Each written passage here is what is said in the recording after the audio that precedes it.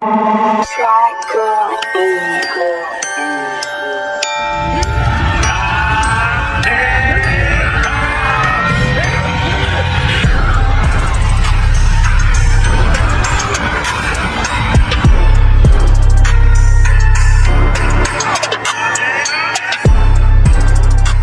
guys, here with a new video for the channel. I hope you like it, and if you like it, don't forget to leave your powerful like Supreme God level, comment, and subscribe.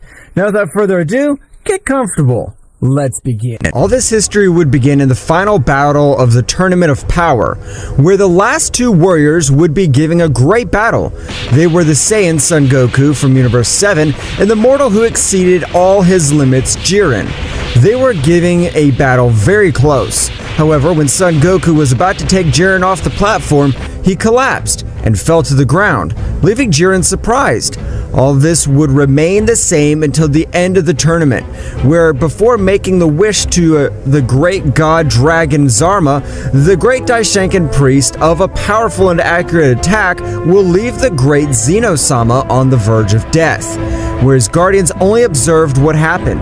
All the others would be shocked to witness the betrayal of the great Daishinkan before Zeno-sama. At that moment, the Daishinkan was going to kill everyone. However, the Zeno-sama of the future launched himself to attack him, but Daishinkan would exterminate him with a great attack. I've been training for this moment. I won't let you ruin my plans, you damn dwarf. Daishinkan was about to exterminate everyone present. However, the present Zeno-sama would stand up very injured, and with his last reserves of power, he would rise into the air to say the following. You won't get away with this. You will soon pay for all this. In his mind, he would tell Goku and Vegeta, you are the salvation of this universe, so this will happen again. I'll use a forbidden technique that will allow me to turn back time. You'll keep your powers, and with the passage of time, you will even be able to overcome my power. Zeno-sama would launch an attack towards Goku and Vegeta, disappearing instantly, while the Guardian Angels would be very amazed, wanting to help Zeno-sama. Don't move! Absolute paralysis! Daishinkan approaches Zeno-sama with a cold look. Great Zeno-sama, your aim is failing. Instead of erasing me, you erased your only friend in the Saiyan Vegeta. You should never have ruled this universe. You are practically a child. Daishinkan would turn his back on Zeno, whereupon Zeno-sama would quickly stand up. Total override! Upon hearing those words, Daishinkan wanted to stop him, but it was too late. The High Priest would have trusted himself. Total cancellation. It's a technique that allows you to cancel everything created and return the years that the bearer wishes. Everything was a restart in the multiverse. Everyone present would forget that event, except for the Dragon Priest, who was furious, realizing that he was in the king's palace from 25 years ago. However, he began to smile. But if the useless Zeno-sama sacrificed himself, that means that in this age, there shouldn't be a king of everything. Thanks, dwarf. You've made things much easier. However, without Daishinkan expecting it, someone would have released a great power. Daishinkan noticed the great attack, and at that last moment, he was able to dodge it. Who the hell are you? Don't you know who I am? Daishinkan would watch the Guardians. No one can enter the Palace of Everything except a high-powered divine being. But what happens to you, great Daishinkan priest? Did you hit your head or something? She is... At that time, a girl would say, "You two shut up. For me, it's better that you don't remember who I am, so you won't hold back." Daishinkan, without understanding anything, would raise a part of his power by throwing a strong blow, which the girl would stop with one hand. Daishinkan would be astonished since he would have used 60% in his blow. He began to raise all his power in an incredible way, and with her power, she would give him a great blow. And there was no change. That's right, the girl stopped him with one hand, just the same. Daishinkan, without giving up, would deliver a shrapnel of blows, which the girl dodged with no difficulty. Daishinkan was able to land one of her blows that would send her crashing into the palace. The Guardians were shocked. Great Nemesis-sama. This one would come out with a big smile. That blow has caused me a little damage. Queen of everything, are you all right? Daishinkan, upon hearing what the guard said, would be shocked. He approached and apologized. How boring. The fun is over. Good priest, clean up all the mess. Daishinkan would obey, and he would say to himself, Zeno-sama was so powerful as to go back in time, and at that same time create a true queen of everything. Hopefully these guardians are easy to dominate so they can betray her. Meanwhile, on a faraway planet, to be more exact on the planet Vegeta, two Saiyans would have been born with surprising power. Surpassing most of the elite warriors on the planet, their parents, King Vegeta and Bardock, would be proud of them. These two Saiyans would say, "What happened? Where do we meet? Why do our bodies feel so small?" Sometime later, the two Saiyans would come out of the incubator machines. Going home, one to their home, the Saiyan Kakarot, with only 1 year of birth, was able to fly just like the Saiyan Vegeta. They knew that they had sealed their power and had to wake him up a little by little and take revenge on Daishinkan. However, 4 years would have passed, where Daishinkan went to the planet of Beerus. God of destruction of the universe 7 Beerus. What a surprise, Father, that you are in this place. What is offered to you? I have to talk to the god Beerus. Oh, I see, of course. Let me wake him up because he's taking a nap. Whis would wake up Beerus, who would get up very upset. Who bothers the god of destruction? However, at that moment he observed Daishinkan begin to tremble. I'm so sorry. Great Daishinkan-sama, tell me, how can I help you?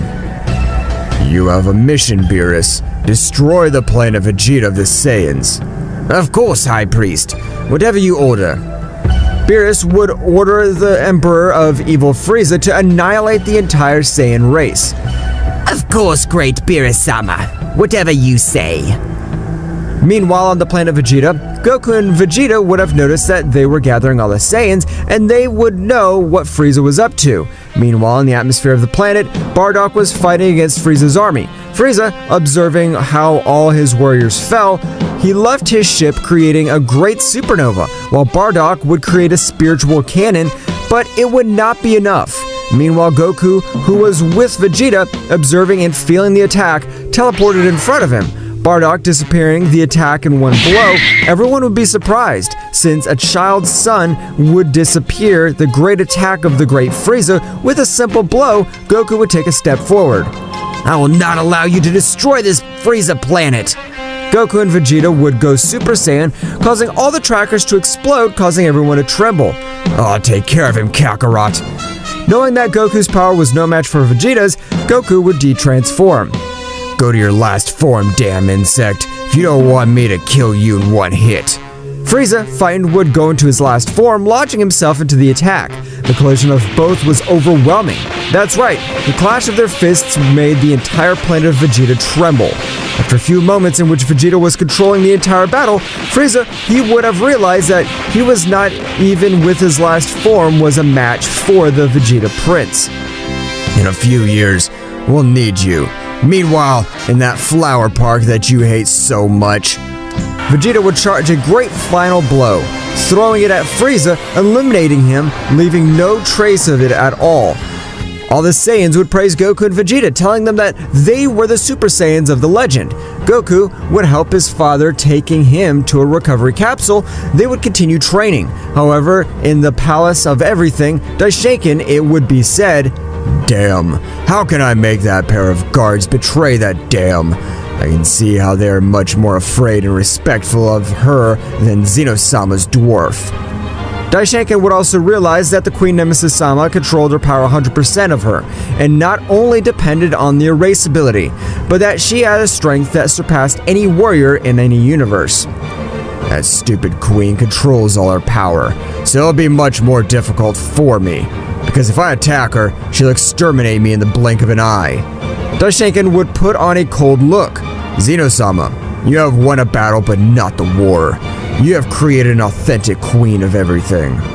Meanwhile, on the planet Vegeta, everyone was still amazed by the power that both Saiyans showed when they were just children. Time later, the Saiyan Bardock would have recovered from all his injuries and was training. At that moment, Goku would approach. Father, could you train with me, please? I want to become much more powerful. Of course not, Kakarot. You're still a child. I could kill you with one blow." Bardock wouldn't know everything that had happened since he had been knocked unconscious when Frieza fired a supernova at him. However, after insisting so much, Goku managed to convince Bardock, who would agree to train with him. Okay, then let's have a friendly father and son fight. Goku began to raise his power a bit, leaving his father surprised. "Kakarot, I've always wondered how you got so much power." The fight would begin. Goku was obviously holding back too much, giving him a few blows that would only hurt him a little. 14 years would have passed since the Tournament of Power. They already dominated the Super Saiyan Blue and also 25% of the egotistical doctrine when Goku turned 15. He spoke to his father, telling him everything he had lived, telling him that the moment of the Battle of Tournament of Power until the High Priest betrayed them. Bardock would then be surprised by everything said by Kakarot. "Is my son a god? I can't believe it." That's right, father. Vegeta and I are on par with the gods of destruction, and we could be considered Saiyan gods. After a few more months, both warriors would have already reached their maximum power as mortals, but nevertheless, Zeno-sama left his power to them, being able to rise from the lowest mortal ground to the highest divine ground, surpassing gods, angels, and kings. However, they were still trained. Meanwhile, in the Palace of Everything, the Queen Nemesis was very bored, so she decided to take a walk through all the universes and doing a review at all. When Nemesis was Universe 7, she felt two extremely powerful keys, which surprised his gods and his angels. Flashback, Goku and Vegeta had teleported to an inhospitable planet so as not to cause damage to the rest of the universe. They had created a barrier so that they could not feel their powers, but the Nemesis was much more powerful and had greater perception to feel the key. This one could feel them. And a flashback. Nemesis would teleport to said planet where she would observe two warriors with silver hair and opposing gray eyes that showed authority. Both Saiyans, noticing her, would stop their training. Who are you? Can we help you with something? "Who are you, damn insect? Can't you see we're training? We could finish you off with one of our attacks." Observing that these subjects did not know who she was and spoke to her normally, Nemesis would become interested in them, to which, without giving notice to anyone, she would launch herself at the speed of light, which even Vegeta with perfect Ultra Instinct was not able to dodge an accurate blow that would have given him. Nemesis would have given the Prince of the Saiyans a powerful blow, which would send him flying a few meters. Goku would be surprised by the power of that blow, while the Queen of Everything Nemesis would think that she had killed that warrior because a normal god would have died. I finished with your friend. Now it's your turn. At that moment, Goku would be on guard. Don't think we're so easy to beat.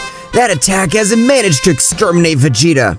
Vegeta would come out of the rubble at maximum speed, and with surprising power, he would launch himself into the attack. Throwing a blow at him, the Nemesis Queen managed to stop that blow. However, she was surprised.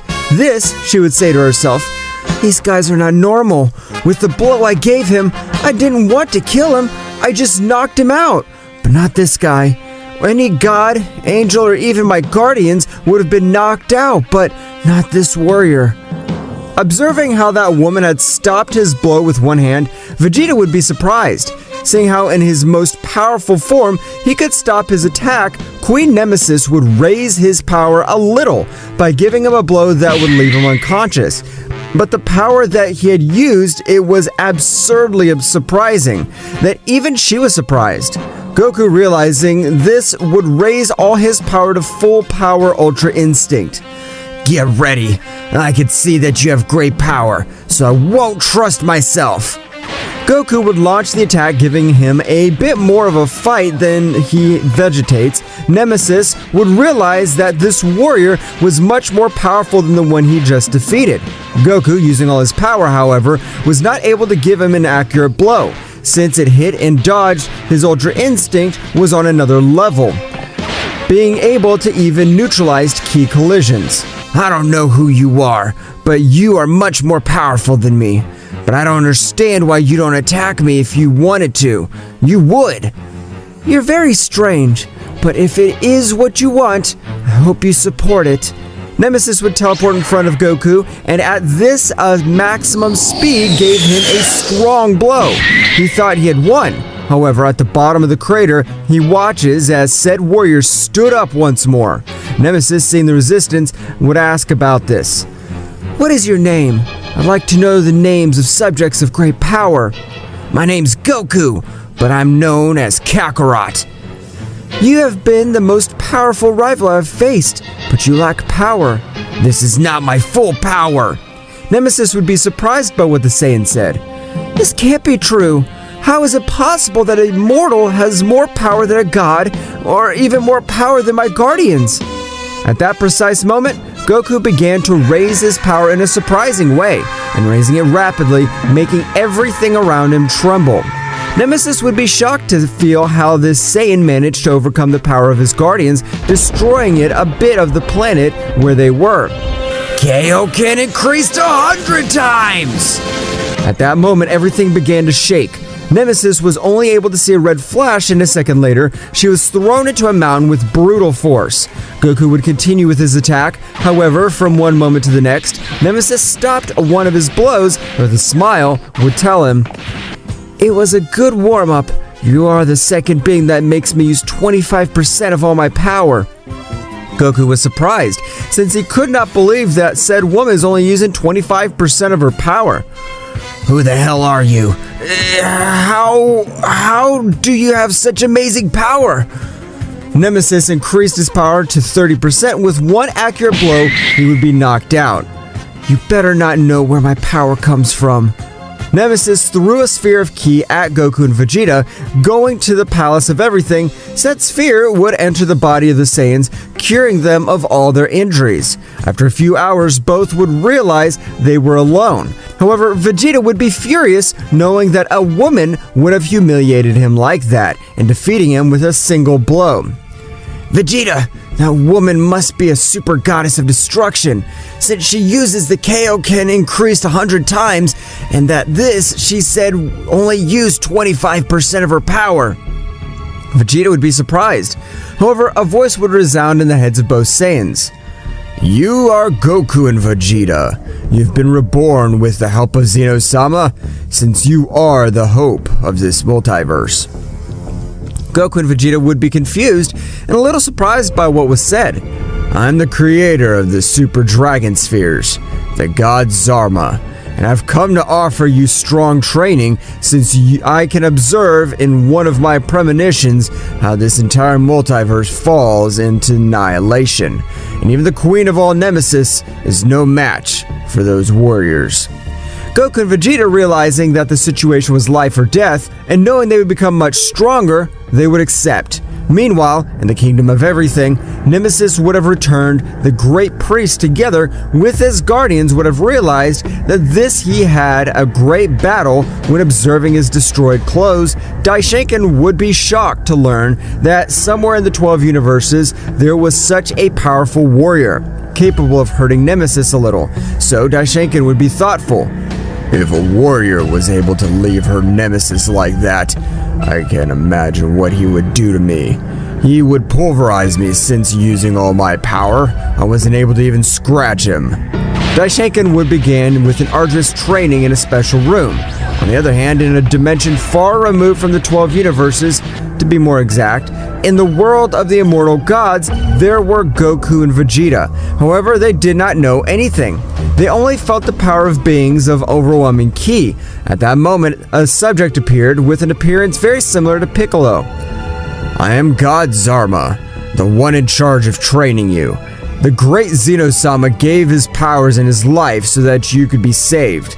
Goku and Vegeta, realizing this subject knew everything that had happened, agreed to go with him. Zarma would tell them everything that had happened in that multiverse on the way. "You guys just fought the new queen of everything, Nemesis." Goku and Vegeta would be shocked to learn that they had fought the queen of everything. "We have arrived. Now, without beginning the strongest training you've ever had, so get ready, since in this room the kings train at all." Goku and Vegeta entered said room, but the moment they did, a strong gravity would crush them. "I thought they were stronger. Zeno-sama gave his life for insects like you." At that moment, a subject would come out. "Long time no see, Kakarot and Prince Vegeta." Goku and Vegeta couldn't tell who he was since this guy had a mask. I see you have grown quite a lot, Vegeta. The Saiyan Prince would recognize that voice. Father, what are you doing here? Weren't you on the Vegeta planet? Zama would get into the conversation. Your father is indeed on the planet Vegeta, but this Vegeta King is a dimensional warrior. But there was a failure in this time after the death of Zeno-sama. Some powerful warriors have returned. Among them two are the most dangerous and are the evil counterparts. One is Dark Vegeta, who in his timeline murdered all the gods, but was sealed by Zeno-sama, while evil Goku was in his timeline, did the same. Both met in said dimensions and became death companions, becoming stronger and stronger.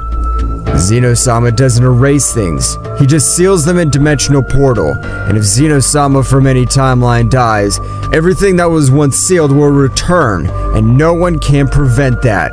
So those two guys are loose from the multiverse. To my knowledge, not even Nemesis can stop them. That's right. That's why we train to be rivals for that guy. Goku and Vegeta, upon hearing that the new villains were themselves, were surprised. If it's to protect the 12 universes that Zeno-sama commissioned us, we'll do it. If the Kakarot insect thinks it'll come back stronger, I won't be left behind. At that time, all the warriors would begin training in said room. Meanwhile, outside that place, in Universe 7, King Cold would have arrived in search of revenge. Flashback, one of Frieza's soldiers was able to survive, and he communicated with King Cold, informing him that some Saiyans that changed their hair color defeated Frieza. King Cold would arrive at planet Vegeta, destroying everything in his path. At that moment, King Vegeta and Bardock would face King Cold. Who were the bastards that killed my son? He was the Prince of the Saiyans, my son. Furious King Cold would launch the attack, to which both Saiyans would begin to have a great battle against. King Cold would launch the attack, to which both Saiyans would begin to have a great battle against King Cold. After a couple of moments, the three subjects were injured. This is not all my power. That's right, I can transform too. King Cold would go into his last form using 50% of all his power, beating both warriors, leaving them very badly injured. However, from one moment to another that both got rid of their attacks, they transformed into Super Saiyan. Since their children had told them how to do it, the three warriors started again with a great fight, where the Saiyans would be putting King Cold in trouble. That's right, King Cold would use all his power, beginning on par again. The Saiyan race is the most powerful in the entire universe. Receive this spiritual cannon. King Vegeta would not be left behind, also carrying a powerful attack in the palm of his hands. At that moment, King Cold would try to stop that great attack, but it was impossible. This was reduced to atoms. The two Saiyans would fall very injured to the ground and de-transformed. Both were reaching in recovery capsules. Meanwhile, in the palace of the Queen of Everything was the Queen Nemesis, thinking about the Saiyan's son Goku that made him use 25% of all his power. She wondered, could it be that the warrior has become much more powerful than the last time? She would decide to go look for him to ask him for another fight. Since she had so much fun, she left the king's palace completely going to look for him. However, Daishoken found himself in a room to be able to exceed his limits and be able to kill the Queen of Everything, Nemesis. On the other hand, the Queen of Everything had arrived on the planet Vegeta. Do two Saiyans with silver hair like their eyes live on this planet? The only ones who knew about this power were King Vegeta and Bardock, since his sons had told them everything that had happened. They knew that this girl was looking for them. Why are you looking for those Saiyans? You look like them. Are you their parents? Both Saiyans would affirm what the Queen said completely. Now, tell me, where are both Saiyans? Both Saiyans would refuse to answer. The Queen of Everything, Nemesis, would start to rage. If you don't tell me where the Saiyans are, I swear I will kill them and destroy this entire universe. Nemesis would be expelling a great power because the Saiyans refused to tell them where the Saiyans were. Meanwhile, on the planet of the destroyer god Beerus, Whis would have awakened Beerus from his deep sleep. Whis, if you woke me up for some stupid thing, I will destroy at least a solar system. Sir Beerus, the Queen of Everything, Nemesis-sama, is in our universe, to be more exact, is in the planet Vegeta of the Saiyans. Beerus would be shocked. What did you just say, Whis? Is the queen of everything found in our humble universe? Let's go right away in case those damn monkeys make her angry and destroy this whole universe. Beerus and Whis would leave at full speed to the planet of the Saiyans. However, when they arrived, they only observed how everything was being destroyed little by little, where the King Vegeta and Bardock observed Beerus. He was glad. Sir Beerus, please help us. Upon hearing that name, Nemesis would turn to see him. At that moment, Beerus would bow, and the Vegeta King, together with Bardock, would be surprised to see how the destroyer god of this universe had so much respect for that girl. They were terrified to hear that Beerus would say, "It gives me an honor to have her in our humble universe, queen of everything, Nemesis-sama." Everyone would still tremble at what this one would have said. "Destroyer God Beerus, I'm looking for 2 Saiyans that made me use 25% of all my power." Beerus and Whis, upon hearing this, would be shocked, since they couldn't believe how some Saiyans made the queen use so much power. "I don't think that's possible. Don't you believe my word?" At that moment, Beerus would be speechless with terror. "It is very difficult to believe that a mortal surpasses the power of a god of destruction, much less that mortals have surpassed the powers of an angel and being on par with 25% of all their power. If those Saiyans do not arrive in 24 hours, I'll destroy this entire universe, including you, Beerus." Everyone started looking for both Saiyans. "What do I do now, Whis? I don't think I'll find anyone who makes Nemesis-sama use 25% of her full power." After 24 hours, where Nemesis would return to the planet Vegeta, and when he observed that the Saiyans were not there, he would have become enraged. "I gave them 24 hours to find them, so now I have no other option but to exterminate them." Beerus and everyone would ask for mercy for their life. However, the Queen of Everything, Nemesis, would charge a large sphere of ki with the ability to erase. Just as about that large attack was about to hit, all 2 silhouettes would appear in front of that attack, disintegrating it. Nemesis would not understand what had happened. Without giving it much importance, it would reload and attack with much more power, to which the same thing would happen, and a voice would be heard. "So you want to destroy my planet, Nemesis? Then I won't let you!" Flashback, Goku and Vegeta would continue training. At that moment, a signal would reach Zarma, stopping the training. Something bad happens in Universe 7. The Queen of Everything, Nemesis, is on the planet Vegeta and wants to fight, and is about to destroy the planet. Goku, feeling the power of that attack, will teleport next to Vegeta, appearing in front of that great attack. Everyone was surprised at how she had stopped that attack. Even Beerus and Whis couldn't move due to the pressure of their ki. Goku would return to see Nemesis with a Nemesis look that would make her shudder a bit, and would say, "What is this feeling? My body says I'm in danger." However, this, without following much of her instincts, would raise her power a bit. "I am the queen of everything, and I can delete what I want. You can erase planets and universes, but let's see if you can erase a person." At that moment, Goku would go on the attack at a flashing speed. Compared to the first time, this time the Nemesis Queen could not see anything. She only felt a powerful blow that would send her to the ground. Beerus and Whis were amazed at just being able to observe as the Queen of Everything would fall from a strong blow to the floor. What the hell? I was not able to see anything. Nemesis would raise her power to 25% again and would attack the Saiyan. However, she would realize that she was being mocked, since the Saiyan only dodged and blocked the same blows without any difficulty. Nemesis, realizing this, would raise her power to 50%, giving him a big blow to the face. The Saiyan would return with it and a smile. "That punch only tickled me." Goku would launch a powerful kick that not even with 50% of her would be able to stop. She would fall at the feet of Beerus and Whis. They would try to help her. Annoying Nemesis would increase her power to 90%, making everything shake around her. "I did not expect you to become so powerful in this short time, but now I will show you a power that you will never be able to reach." "Are you sure, Nemesis? I'm only using 45% of all my power." Everyone present would be in shock. Furious Nemesis would go on the attack. However, there was nothing to do. The Saiyan Son Goku had surpassed her by a lot. And on the other hand, in a very distant place, there were two Saiyans destroying planets and becoming more powerful. One of them would stop and observe the infinite universe. We've been hiding for a long time. It's time for the gods of this world to fall. I can feel an immense power millions of kilometers from here. Calm down, Kakarot. We must know the power of all.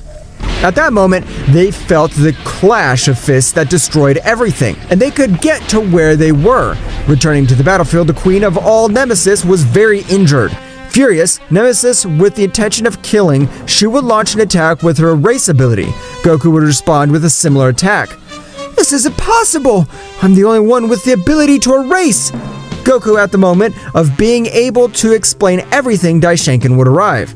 So you dirty mortals were reborn. You don't know what awaits you. I will make you suffer until I ask you to kill you.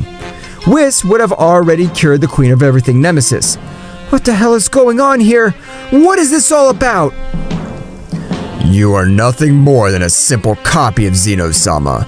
You're not the true Queen of Everything. Only I deserve the title of King. Furious, Nemesis would attack, where Daishinkan would parry his blow with one hand. Now you are not a match for me. Daishinkan, with a strong blow, would leave her lying on the floor.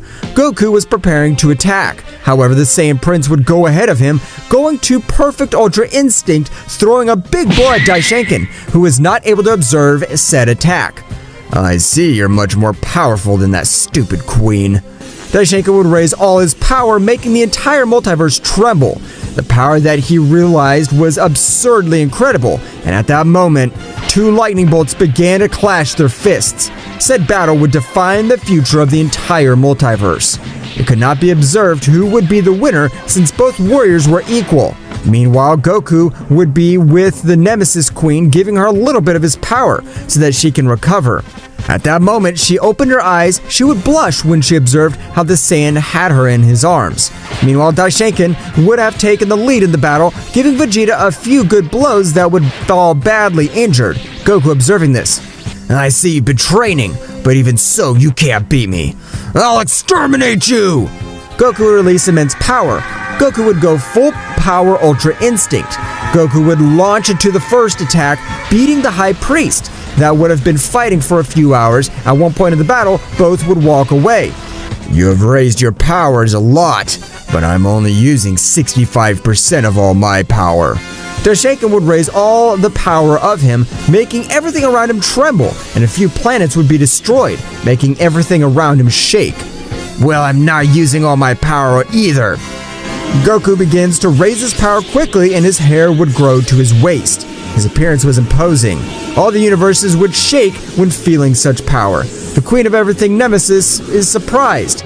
So that is the true power of Son Goku. Whis and Beerus would be scared and could not move.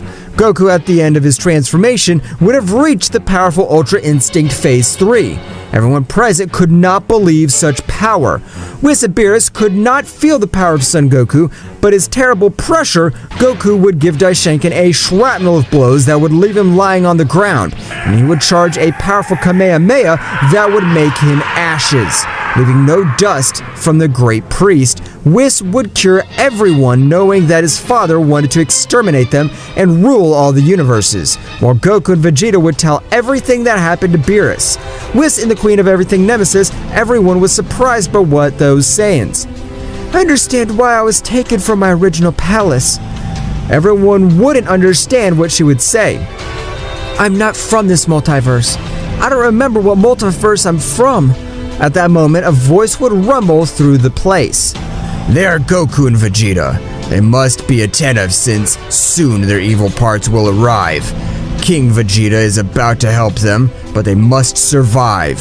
Goku and Vegeta told him that the god Zarma had told them about the death of a king of everything, and that two evil parts of themselves returned to them. From one moment to the next, a sinister power would appear, and two red eyes would they soon come to see. So you are our good parts. Everyone would be watching the two new enemies. What do you want here? And what do you want? The only thing we want to become the more powerful and exterminate all living beings in all 12 universes. We won't let you, damn insects! Both Saiyans would go full power Ultra Instincts, however their counterparts would laugh. What a power so low that your damn worms, they won't even serve to warm up! Goku would launch himself against Dark Vegeta, while Vegeta against Dark Goku. Everyone would be having a close battle, where both Saiyans would go Super Saiyan Rose, balancing the battle much more by giving themselves some good blows. The Queen of Everything wanted to do something, but no idea had enough power to do it. Whis and Beerus could not even move. At that moment, Dark Vegeta, observing this, would launch a very powerful sphere of energy. Goku would try to teleport to stop it, however Dark Vegeta will not allow it. At that moment, the Queen would completely face that great attack using the erase power that was greater than hers. The attack would hit her squarely, causing a great explosion. Furious, Goku managed to raise his power much more, giving Vegeta a great blow that almost knocked him out. Going to help Nemesis, Goku would take her with Whis and create a field of energy for it to move. Leave this place! Go to the Kingdom of Everything and put barriers so that no one can enter. Whis would obey and they would leave. Goku and Vegeta would be in trouble, where their counterparts would charge a final glow and a Kamehameha. Goku and Vegeta would try to counter them with the same technique, but the power of their enemies far exceeded them. The attack was about to collide with Goku and Vegeta. Both Saiyans launched their maximum attacks at him, where Goku and Vegeta could no longer do anything to return them. The attack would collide with Goku and Vegeta, leaving them very injured and on the brink of death. Dark Goku and Dark Vegeta charged their attacks again to eliminate them in one go, once and for all. However, a subject would save them just before dying. Returning to the Kingdom of Everything, Nemesis Queen would be furious at not being able to do anything against those subjects. Beerus would be unable to move, knowing that they existed two warriors that not even the Queen herself was fully capable of defeating. The Queen Nemesis would be talking to Whis about everything that happened, where Nemesis would decide to train to overcome her powers since she was a prodigy and her ability to increase in power was unreal. Returning with Goku and Vegeta, they would be very badly injured until a subject would heal them, and after a while they would wake up and observe a strange subject. What has happened? Where do we meet? What happened to those bastards? Why did you save us? Who are you? I'm the King of Everything of the Multiverse 5 Savatar. I have observed everything that happened with those two subjects, and I also observe great potential in you, and also the power of a King of Everything. Goku would begin to explain how he had the power of a king until the part where they fought with their evil counterparts. Savatar would understand everything that happened. I will train you. Goku and Vegeta were excited where they began with the training. With the King of Everything Savatar, meanwhile in the Kingdom of Everything, there were some celestial barriers that did not allow any subject with a bad intention to enter, so they would be at accept. However, Dark Goku and Vegeta were wreaking havoc throughout the universes, killing every destroyer god and their guardian angel. Curse Vegeta, there is no powerful subject that can make me have fun. Calm down, Kakarot. Remember that the Queen of Everything and the deities of Universe 7 were able to flee. At that moment, they must become much more powerful. Both Saiyans would go to the Kingdom of Everything, where when they wanted to enter, it was impossible for them. They cannot be there forever. Some point they must leave, and at that moment, it'll be their death. Both Saiyans would leave the kingdom completely. Whis and Beerus would be scared. Meanwhile, in a very different dimension, the Queen of Everything Nemesis would be having a rigorous training to be able to increase her powers and be useful in this multiversal battle that is about to begin. Meanwhile, with Goku and Vegeta, these also having the most difficult training they had to with the King of Everything Savatar. And after a few days training, Savatar would approach and seriously tell them, "Now I want you to raise your power to the maximum." Both Saiyans would raise their power to the maximum. Both Saiyans got a transformation called the Super Saiyan Silver. Their power exceeded by dozens of times the power of the Ultra Instinct dominated. They began to train and transformation so that it did not have so much energy wear. Returning with Dark Goku and Dark Vegeta, they would find themselves furious, returning to the Kingdom of Everything and raising a large part of their power, reaching Super Saiyan Rose Phase 3. Those with their most powerful techniques would tear said barriers to pieces and began to massacre those that are in that place. However, from one moment to the next, they felt an immense power, and it was nothing more than the Queen of Everything who had finished her training. This would raise her power to the maximum. I'll pay them back for the humiliation they put me through. And just a few seconds later, she had given Dark Vegeta countless blows, leaving him on the ground spitting blood and very badly injured. Dark Goku, observing and feeling such monstrous power, he would raise his power to the maximum, giving himself a great battle. However, it was not enough before the Furious Queen, who wanted to destroy everything. Nemesis would charge a great attack with the ability to erase. However, seconds before the attack hits both Saiyans, they would have emerged, bringing Dark Vegeta being able to stop such a monstrous attack with a bit of difficulty. Dark Vegeta would stare at her. You should call yourself a queen of everything, since you don't compare yourself to the power of the kings of our world. We didn't think we would have to merge to defeat you. In a few milliseconds, Dark Vegeta would give her a powerful blow that would knock her to the ground, making her spit blood. Nemesis would not stay like that and would launch herself into attack again, being in vain. Dark Vegeta's power had surpassed her by far, returning with the King of Everything Savatar and the Saiyans. They already had managed to master their new transformation. They have achieved great power, but even so, they should not underestimate their enemies, since when he was about to die, he merged, and now not even the Nemesis himself is a match for that subject. I would teleport them to that place. Good luck. Goku and Vegeta would arrive at the battlefield, watching Beerus and Whis on the verge of death, while Nemesis was very injured but kept fighting. You will not defeat me! I'm the queen of everything in this multiverse! Goku would give some of his powers to the deities of Universe 7 for them to recover. However, when he was about to go help Nemesis, she would fall to the ground on the brink of death, where Whis would go to rescue her. Goku and Vegeta would return to see Dark Vegeta with a cold look. Are they angry? I don't know how they managed to survive, but the result will be the same. If we really wanted to win, we have no choice but to bring Gogeta.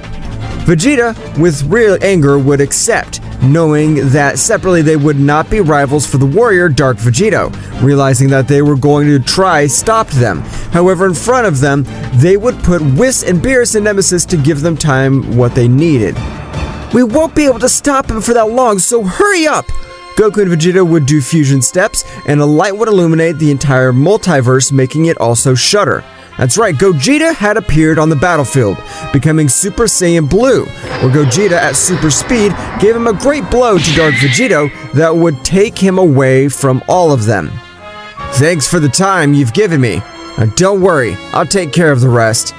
Gogeta and Dark Vegeta began with a great battle. In the sky, only lightning would be witnessed, and how the dimensions cracked due to the power of these two. It's incredible! I'm a queen of everything, but even so, I can't see anything at all. From one moment to the next, both warriors would walk away, and with serious look, they would observe each other. It's time to fight seriously. I'm bored of you. I'm saying the same. The warm-up is over. Hope you're ready. Dark Vegeta would go to Super Saiyan Rose Phase 3, where Vegeta would go full power Ultra Instinct. Both would be giving a great battle. However, one had the advantage was Dark Vegeta, staring to give him some good blows.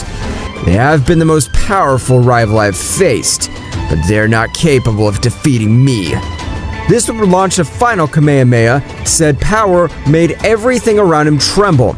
Gogeta, upon feeling such a monstrous power, would pass to the Super Saiyan Silver and making the attack disappear with a simple shout. But Vegeta would be surprised. I didn't want to use this transformation, but the dark part of me has come to an end.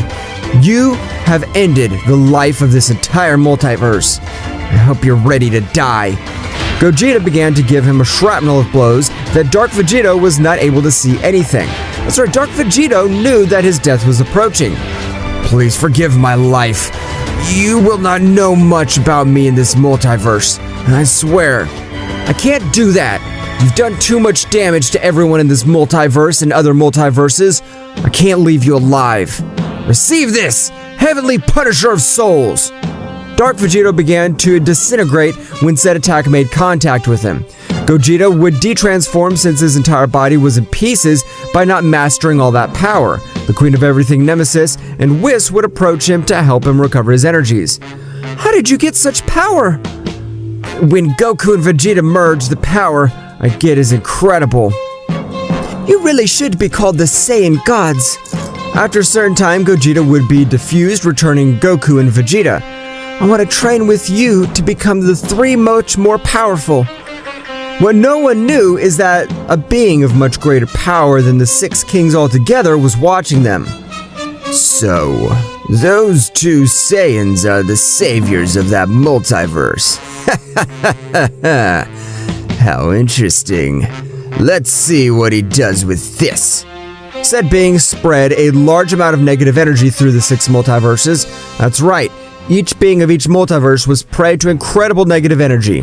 The most affected were the kings of everything. However, when said negative energy was reaching the multiverse 4, that it was of the Nemesis, Goku and Vegeta realized, being able to neutralize said power, making Nemesis not be affected. For all the other multiverses, the kings of everything had a mission and objective of assassinating Son Goku and Vegeta, since they saw them as a potential threat. Damn, this power is from the King of Slaughter. I must do something before he completely dominates me. Savatar would communicate telepathically with Goku and Vegeta. Goku, Vegeta, the King of Slaughter had released his negative energy throughout the universe. Every being has... What's wrong, Savatar-sama? What happened? At that time, the calm heart of Savatar had come from absolute evil. I will kill you damn monkeys! They don't know who they're messing with. Each king of the whole has enough power to tear them to pieces. Get ready. Goku and Vegeta were surprised to realize the sudden change that the King of Everything Savatar had with them. What the hell? Who the hell is the King of Slaughter? I don't know, Kakarot, but what I'm sure of is that we must become very powerful, because if that thing is capable of controlling the King of Everything, his power must be immense. What happened, Goku? Vegeta? All good? Do you remember the negative energy from a few days ago? Because said energy has been responsible for the King of Everything being filled with incredible dark power, wanting to kill me and Vegeta. Nemesis would be a bit surprised by everything said by Goku, where she would gather all the designs of the destruction together with her angels. I have gathered you here today so that you are prepared, because a large-scale dark energy is approaching us, and we do not know its origin. That's right. Now the enemy is much more powerful than even Dark Goku and Dark Vegeta, being able to eliminate them with a single click if he wishes. All the gods were surprised, because these with their maximum powers were not rivals for Dark Goku or Vegeta. They would all return to their multiverses. However, they were all very worried about what was going to happen. Vegeta, we must become even more powerful. We must break the Super Saiyan Silver barrier and exceed the level of a King of Everything. Goku and Vegeta would start with a new training together with the Queen of Everything Nemesis. All of these were waiting to break all their limits. However, from a dimension from the Kingdom of Everything, a powerful tremor would feel the dimension. The dimension would have broken. Whose majestic power is it? I can't believe it has gotten incredible power. The power of that guy is something that even Gogeta couldn't do anything against him. Damn it. Now who the hell is it? The entire palace began to shake, where an incredible power pressure would be present. Don't you remember me, little sister? That voice, is it you, Shiro? Goku would be surprised because of what the subject said emitted a surprising murderous aura. What? That brother of the Queen of Everything Nemesis? I'm surprised you're with these 2 Saiyan men. From what I remember, you're the queen who hated men. I don't remember what you're talking about. I came to this multiverse about 50 years ago because of a wish. I see. That's why you have that pathetic power. You're not the Nemesis I remember. I don't know what you're doing in this place, but if it's just to make fun of us, you can leave. Don't talk nonsense, Nemesis. I haven't seen you for millions of years. Of course I won't leave. Besides, I want you to awaken your true power and accept for once and for all the demonic blood that runs through your being. Now I remember. We are the Yagami family, the gifted demons. That's right, little sister. And you always decided to turn your back on us and reject your blood. I'm not interested. That power's disgusting. If you manage to control it, of course it's not. Then look at me. I will train with you, and if I change my mind, I will. Goku would get into the conversation. Will you also train with us? Ha ha ha! I see that you have enough guts to go towards me with that naturalness. Shiro would begin to spread his power throughout the Kingdom of Everything, where he would leave Goku and Vegeta motionless. What the hell? I can't move! The pressure this guy exerts is incredible! Hell, Kakarot, you never measure your words. Now because of you, we're in even bigger trouble. Goku would create a small sphere of ki to cut himself and be able to move freely. Vegeta, when observing what Goku had done, would do the same. Wow, so you defeated fear with pain. This seems very interesting to me. Tomorrow, I'll train only with you two Saiyans. Aren't you going to train with me? I've changed my mind. I'm only going to train with this pair of Saiyans. I'll make them suffer in life. No, you want to kill them! I have always wanted to comply with your whims, and I listen to you for being my little sister. But this time, it will not be like that. I'll train with these Saiyans, and it's the last word. Shiro would leave through the portal of the Kingdom of Everything, returning to his dimension. This would be said. It's correct.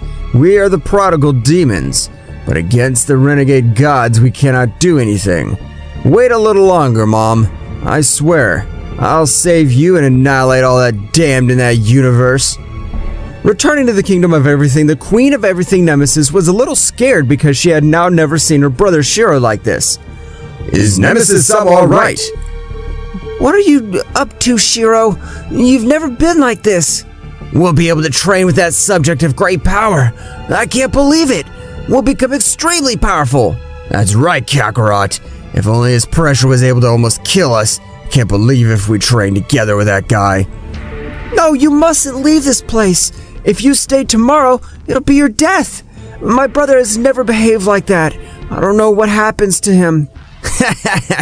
Don't worry, Nemesis. Maybe he just wants to increase his powers like us. Goku and Vegeta would not give so much importance to the matter. Meanwhile, in a very distant place, to be more exact, in multiple verse 5, was the king of everything Savatar, who was the most corrupt since he had taken affection for Goku and Vegeta, making all that affection turn into hatred and thirst for revenge. I can't wait any longer. I have to exterminate those damn Saiyans. Savatar was preparing to end the lives of both Saiyans. Returning to the Multiverse 4, they were already all in the Kingdom of Everything, and as the day passed, Shiro would arrive again. I hope you have rested well, because from today your torture begins. We're ready for any training. Okay, so I want you to raise all your power to the maximum and fight against me. Are you sure he wants us to attack him at the same time? That's right. They won't be able to do anything against me. I'll only use one arm. Do not underestimate us, damned insect. Make sure you regret your words. Goku and Vegeta began to increase their powers in a surprising way. The whole kingdom trembled from the power that both Saiyans gave off. It's correct. The power of these warriors is not normal, and in one of them I could feel the essence of a king of everything. Both Saiyans passed the Super Saiyan Silver, launching the attack, but what Shiro had said was true, since he was fighting with both warriors with only one arm. This isn't possible! How can he stop both of us with one arm? This is a damn joke. This power of this being is incredible. I can't believe it. What happened? What was the most powerful beings in this universe? Goku and Vegeta would continue to attack, however, without warning, both Saiyans received an infinity of blows that they did not know where they had come from. Shiro showed a bit of his incredible speed. It's incredible! I can't see anything! I don't know what the hell's happening. At that moment, she could see how both Saiyans fell, creating a huge crater. I was able to measure his maximum powers. It's not bad at all, Shiro would say to himself. They must increase their powers much more since those gods have a power similar to mine, or even the power of some of them is much more powerful. You have amazing power. Training with you will become much more powerful. That's right, but you won't train with that power. Receive this power prison. A sphere came out of Shiro's palm, colliding with Goku and Vegeta. His power had been 90% sealed. What the hell? How do you want us to train if now we can't even move? It's my training method. You'll thank me later. But first you must master all your base power. Shiro began to teach them. What they did not know was that a powerful warrior was rapidly approaching this entire multiverse. A few days had already passed where Shiro was a little irritated. It'd be said, training out of here will be much longer. It'll be better to train in the demonic room. Shiro, with the change of place, would take Goku and Vegeta to said room. That's right, both Saiyans fell to the ground when they entered, not having the power. Here we'll continue the training. Inside of this dimension, only 2 days have passed, while 40 years have passed inside here. The Saiyans were surprised. The difference in time was brutal. They began to train in a very efficient way since their power was overflowing. At that moment, both had reached incredible power. When they were about to leave said place, Shiro would return them to see with a smile. They have become very powerful. It's time to give them something back. Power prison release! The power of both that sealed them returned, but it was different, since they felt how all their key veins were going to explode from so much power until they managed to dominate it. I sealed 90% of all their power, so that they raise all that power again, since being so powerful their Zenkais were no longer so incredible. And now when they gave them back their power, this is the result. Both Saiyans were exploding with power. These would come out of the demonic dimension. The three would feel like a warrior was about to reach the kingdom of everything. I recognize that key as the king of everything, the Multiverse 5 Savatar. That's right, Insect. But do you remember that an evil energy had infected him? That's right, since the key that it gives off is pure evil. The three warriors would change places in the kingdom altogether. After a few hours, the subject would arrive screaming, Goku and Vegeta, today will be the day of your death. Savatar would charge a large lightning attack by launching it at him. However, at that moment, Goku would stop that attack. I know that you're not the Savatar that saved our lives, so the only way is death. That's right, and it was the worst mistake that day. I should have let them die, damn Saiyans. I swear we'll look for the person responsible for this and annihilate him. Don't worry, Savatar. Goku had pierced the chest with a powerful blow, making the king completely perish. Or that was what he thought. Since he tried to move his arm from Savatar's body, he could not. But what the hell's going on? Why can't I get my arm out of his body? The body of the king of everything, Savatar, was disappearing. Even from that, Vegeta flew at maximum speed to try to save Kakarot. But at that moment, the three teleported. Damn, I can't believe it. If it's not for one reason, it's for another, but those Saiyans always get into trouble. Shiro began to fly at an incredible speed throughout the multiverse to try to feel the key of Goku and Vegeta. Meanwhile, in a very dark place, a voice would rumble. So, they have fallen into my trap. I can finally keep the powers of the Omega Saiyan gods. Who are you? And what are you talking about? That doesn't interest you. Only that today will be your death. Rather, you should feel lucky, since you will always live in me. Don't say stupid. Vegeta was not able to finish that sentence because Sakurai suddenly went through him with an attack. But this attack was special. That's right, it was to extract the soul and power of its carrier. Goku went to Super Saiyan Phase 4 Heavenly. Both Super Saiyans were training merged to recover their tails, and with this new transformation, Goku launched the attack. But his power was still not enough to face that guy, who was having a strong blow almost knock him out of combat. When this being finished absorbing all the power of Vegeta, he would have launched the same technique at Goku, who used the Kaioken increased 200 times, making Shiro feel his power. Shiro would use the dimension change, arriving in the second, and with his demonic eye, he was able to observe the technique in detail. he let it absorb Goku. Now, if I have seized the supreme power, no one will be a match for me. However, Shiro would throw a powerful blow at him. Who are you? Why did you absorb both Saiyans? I'm the king of slaughter, the great Sakurai, and seeing your great power, I will absorb it. Shiro wanted him to use the same technique to get the power of Goku and Vegeta. Sakurai fell into his trap. Spiritual debator! Shiro at that moment would scream, leaving Sakurai surprised. Spiritual devastator! Both attacks were colliding, and no clear winner could be seen.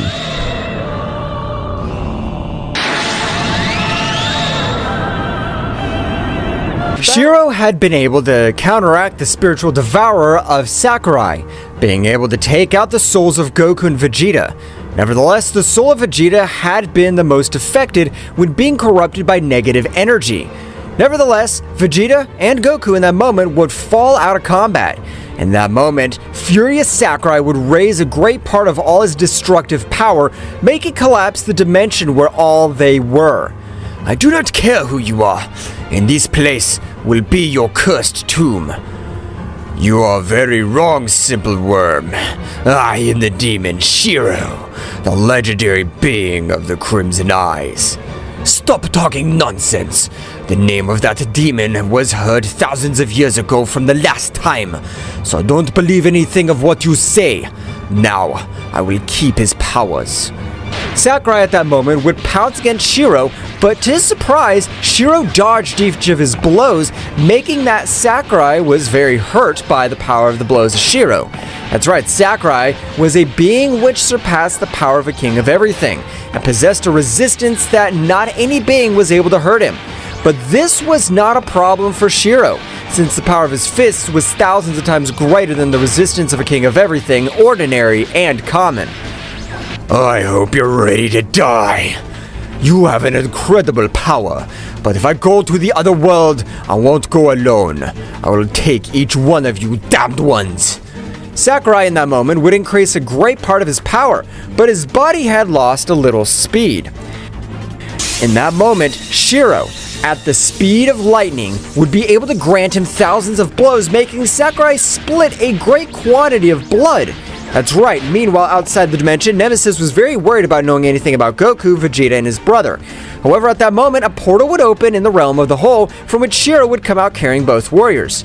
Boys, are you alright? I thought something bad had happened to you. Something bad did happen to us, but that pathetic god was too weak to face me, the supreme demon. At that moment, everyone would place Vegeta and Goku in a recovery machine.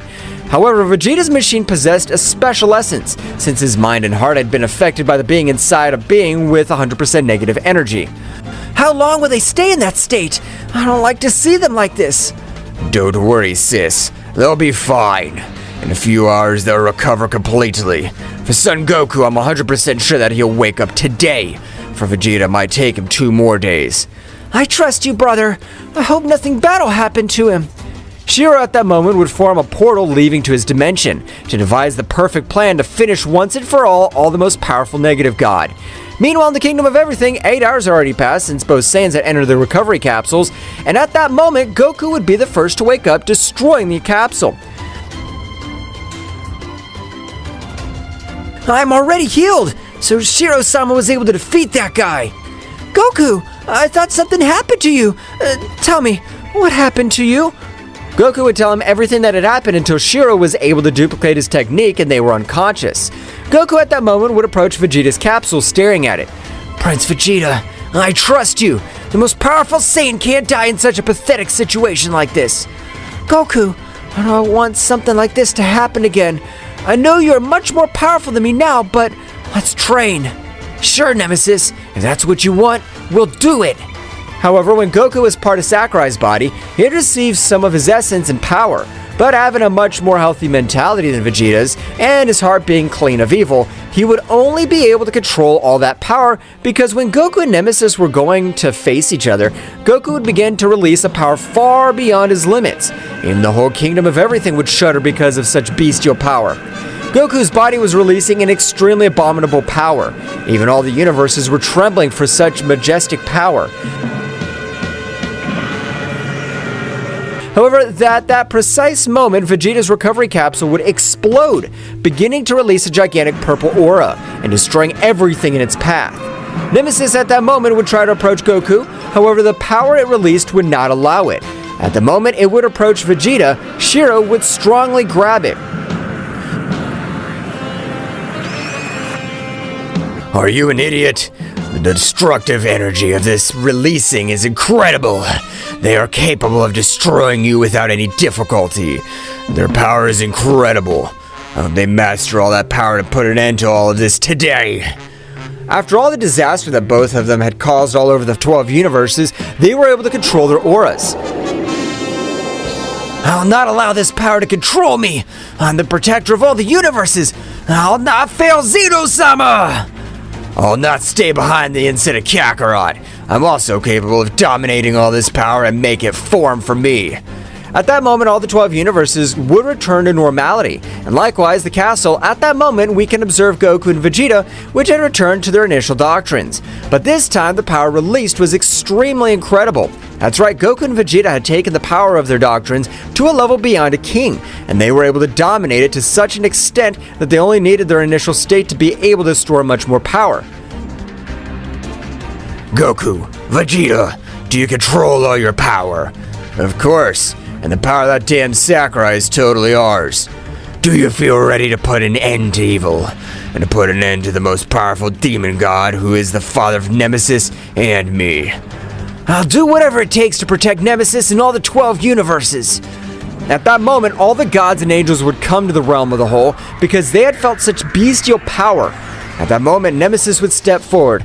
Gods, angels, and all divine beings of high or low power, Goku and Vegeta need our powers to put an end to the evil one, once and for all.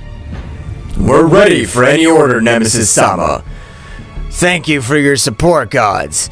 Today will be the day that good will triumph, and if not, will be remembered as legends.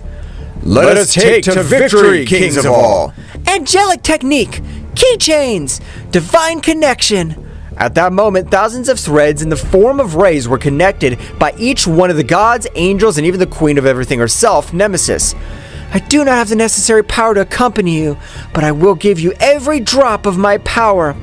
At that moment, all the bestial power would enter the bodies of Goku and Vegeta, which seemed to explode with so much power. Master, we don't know how long this power will last, so let's go immediately. Three-dimensional change, demonic connection. At that moment, all the warriors would arrive to a place which seemed like the same Crimson Purgatory, since no being would be able to live in that place. From one moment to another, a voice would resound throughout the place, being able to observe a tall being with the appearance of a man. Is he the most powerful demon king? He looks like a simple human being.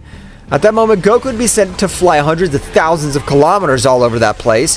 That's right, the supreme demon god named Akura had an amazing power.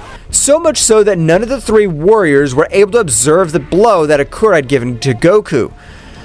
But how the hell was he able to do that? This is something amazing. His power, I can't believe it. This is the true power of a supreme level demon. So prepare yourself. After millions of years, I see you again, my son, and it seems that you want to continue with this miserable revenge. Miserable? Damn you! You absorbed the essence of my mother and my other siblings to possess the power you have now. It will never be my intention to kill them, but it was collateral damage, since the most important thing in this multiverse is power. Shiro and Vegeta at that moment would throw themselves against Akura, beginning to exchange blows at a great speed, while Goku would begin to charge a sneak attack with his maximum power. That's right, the key that Goku was concentrating was even capable of making all the dimensions rumble, even reaching the realm of everything, leaving all the divine beings astonished. That's Goku's key! His power has grown in an amazing way! I can't believe it! At that moment, Goku would launch a powerful attack, which destroyed everything around him. At that moment, Shiro and Vegeta would quickly move aside. However, Akura, with a great blow, would send the attack to the sky, leaving all the others surprised.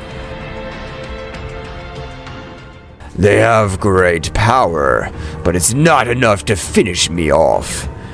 We want to see it, damn it! At that moment, Vegeta would communicate telepathically with Shiro. Shiro, distract him for 2 minutes. I think we could do something that'll give us victory.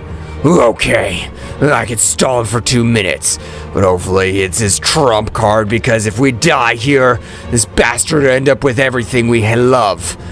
At that moment, Vegeta would go quickly to Goku, and both would return to their base state. So right at the precise moment, Goku and Vegeta would begin to perform the steps of fusion. And at that instant, an extremely abysmal power was felt by every universe, multiverse, every galaxy.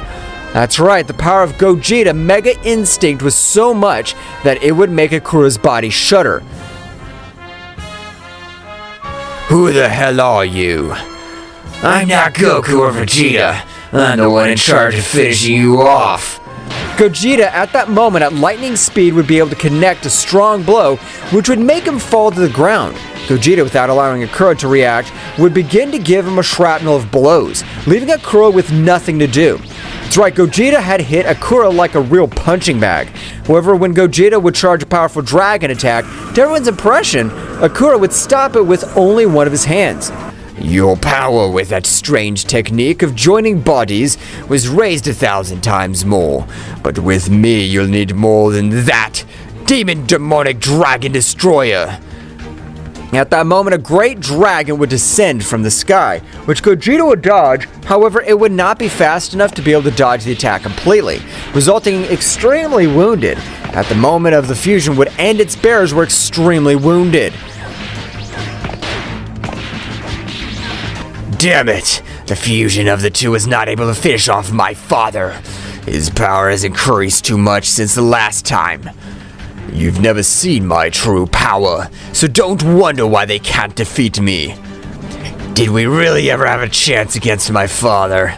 Akura at that moment would start to move at a speed 100 times faster than before, starting to hit each one of the warriors as they were already very wounded and were not able to do anything to defend themselves.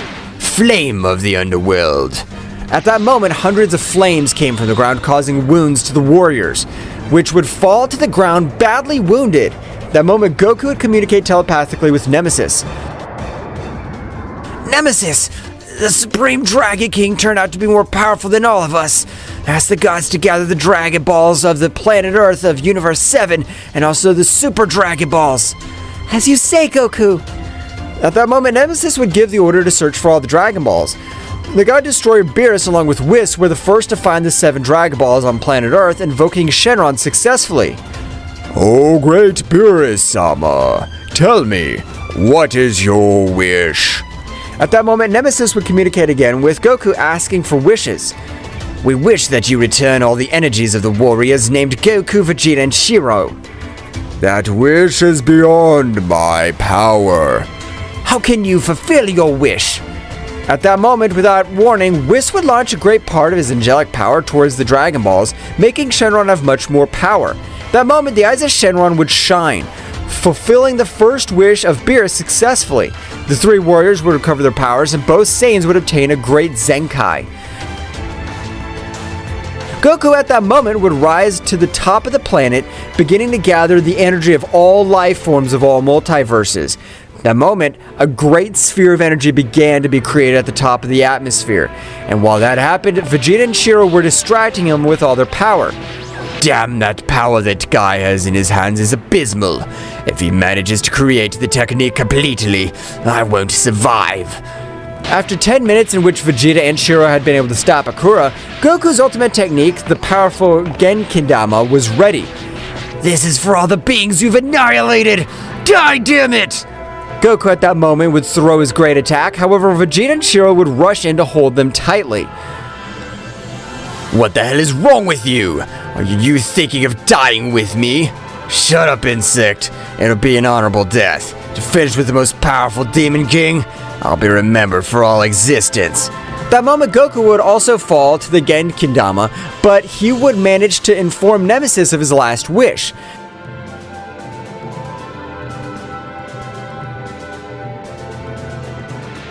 A great explosion would be able to be seen throughout the multiverse, even destroying everything around him. After a few days in which the Super Dragon Balls were gathered, all the gods together with Nemesis would invoke the Super Dragon God. Great Dragon God Zama! I ask you to bring Goku, Vegeta, my brother Shiro, the king of everything Zeno-sama, back to life. At that moment, the eyes of Zama would light up and a great roar would be formed through the universe, and the aforementioned would appear. Zen friend, you at last have returned to us. Goku and Vegeta, I've always trusted you. You're definitely the most powerful Saiyan of all the existing multiverses. This is how Goku and Vegeta would take the position of supreme megaversal gods, being in charge of maintaining order in all the multiverses.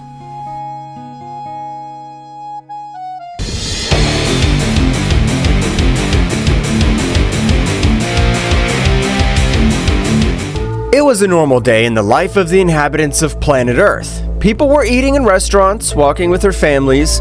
There were children playing when suddenly a giant lightning bolt was seen in the sky that caused a strong movement throughout the Earth's surface.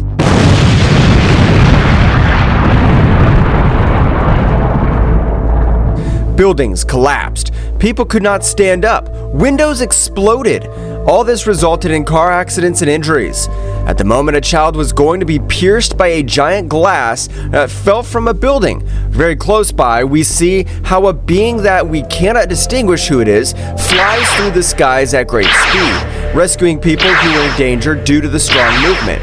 At the precise moment when the child was about to die, that being rescues him, seeing how a huge piece of glass explodes against the ground. We see how this hooded being stands up from behind, revealing that it was none other than Goku, who had been hidden for a long time because Daishinkan and the angels wanted to see him dead. Goku, with a different appearance than the one we all know, after rescuing the boy, is amazed by the energy that emerges from the earth to the sky. We can see how Vegeta arrives at the place where Goku is together with the Z Warriors, who were still saving people from the disaster. Vegeta looks at Goku face to face and says, "Kakarot, insect, where have you been all this time?" At that moment, Gohan and Goten arrive and tell him, Dad, where have you been? "What happened to you, father?" All this happened while Piccolo, Krillin, Trunks, and Android 18 were rescuing the people affected by the movement. After having finished saving them, they arrive to where they are reunited with Goku and look at him very surprised. In a head-to-toe scan, we can see Goku's face very emaciated, with wounds and pronounced cheekbones because he had not tasted any kind of food for a long time. At that moment, we go back in time about 20 years ago. We see how Goku and his son Goten are walking together in the forest. Goku, talking to his son, says, Hey Goten, are you ready to fish today? To which Goten replies, Yes, Dad. Will you show me the fastest way to catch them? Goku, happy for his son's enthusiasm, replies, Of course, Goten, but this time I'm going to try something different. Watch this. Goku dives into the water and after a short time comes out with a big jump with a huge fish moving on his hands. Goten, very surprised, says to his father, Wow, Dad, how did you do that? Goku, showing a very happy expression, says, When I was little like you, Goten, I had to find my own food in order to live. You should try to give it a try. Goten, very excited, says to his father, I'll try. And so Goten dives into the water to the joyful sight of his father, to which, on the first attempt, Goten fails to catch any fish. Seeing Goten's sad face, Goku encourages his son, saying, Don't worry, Goten. It's a matter of practice and patience. The key is to be quick and not scare the fish. So Goten dives in again, but this time it takes a long time to come out. When suddenly Goku feels a very powerful ki very close to where he was. Because of this, Goku worried about his son's dives in search of him. Once in the water, he sees Goten fainted and next to him a very strange artifact. Goku, worried about the state in which he found his son, swims to rescue him. At the moment, he was about to lift his son in his arms, ready to go to the surface, the strange artifact begins to emit a very sharp sound that only Goku hears. Wu, with a face of confusion and pain, tries to lift his son, but suddenly the artifact comes off the ground and permeates his chest. Once on his chest, the artifact stops emitting that strange sound and Goku stops feeling the ki of a moment ago. Goku does not take importance to what had happened to him and worried about his son. He lifts him up to get him out of the water. Once outside, Goku puts his son on the ground to revive him, but suddenly an unknown being appeared to him. This being had a greenish coat, blue hair with black tips, and it was a very strange appearance. But it did not seem to be something real. It looked like an illusion. Goku, upon realizing this being, became alert and put his son in good protection. After that, addressing the being, he asks him, "Who are you? What do you want here?" This being, without uttering a word, rushes at high speed towards Goku, who in an act of reflex manages to dodge the first blow. But the speed of the stranger exceeds him by far. Because of that, after dodging the first blow, the unknown being lunges with a kick to the head, which Goku barely manages to block, leaving his stomach exposed, where he takes the opportunity to impact a direct punch, automatically leaving Goku out of air, and thus returns to lunge with a blow to the nape of the neck. Goku, when he was about to lose consciousness, hears a voice in the distance that says, "Apparently this is my best guest that could touch me," saying this in a sarcastic way. "I hope my colleagues are in good condition." After hearing these words, Goku faints.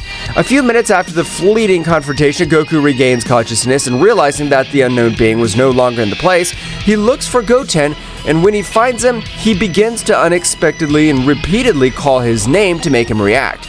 Seeing that calling him had no effect, he feels his breathing and notices that he was almost not breathing. He creates an energy sphere in his hand and places it on Goten's chest. Once Goten revives the energy from his father, he reacts and spurts water from his mouth.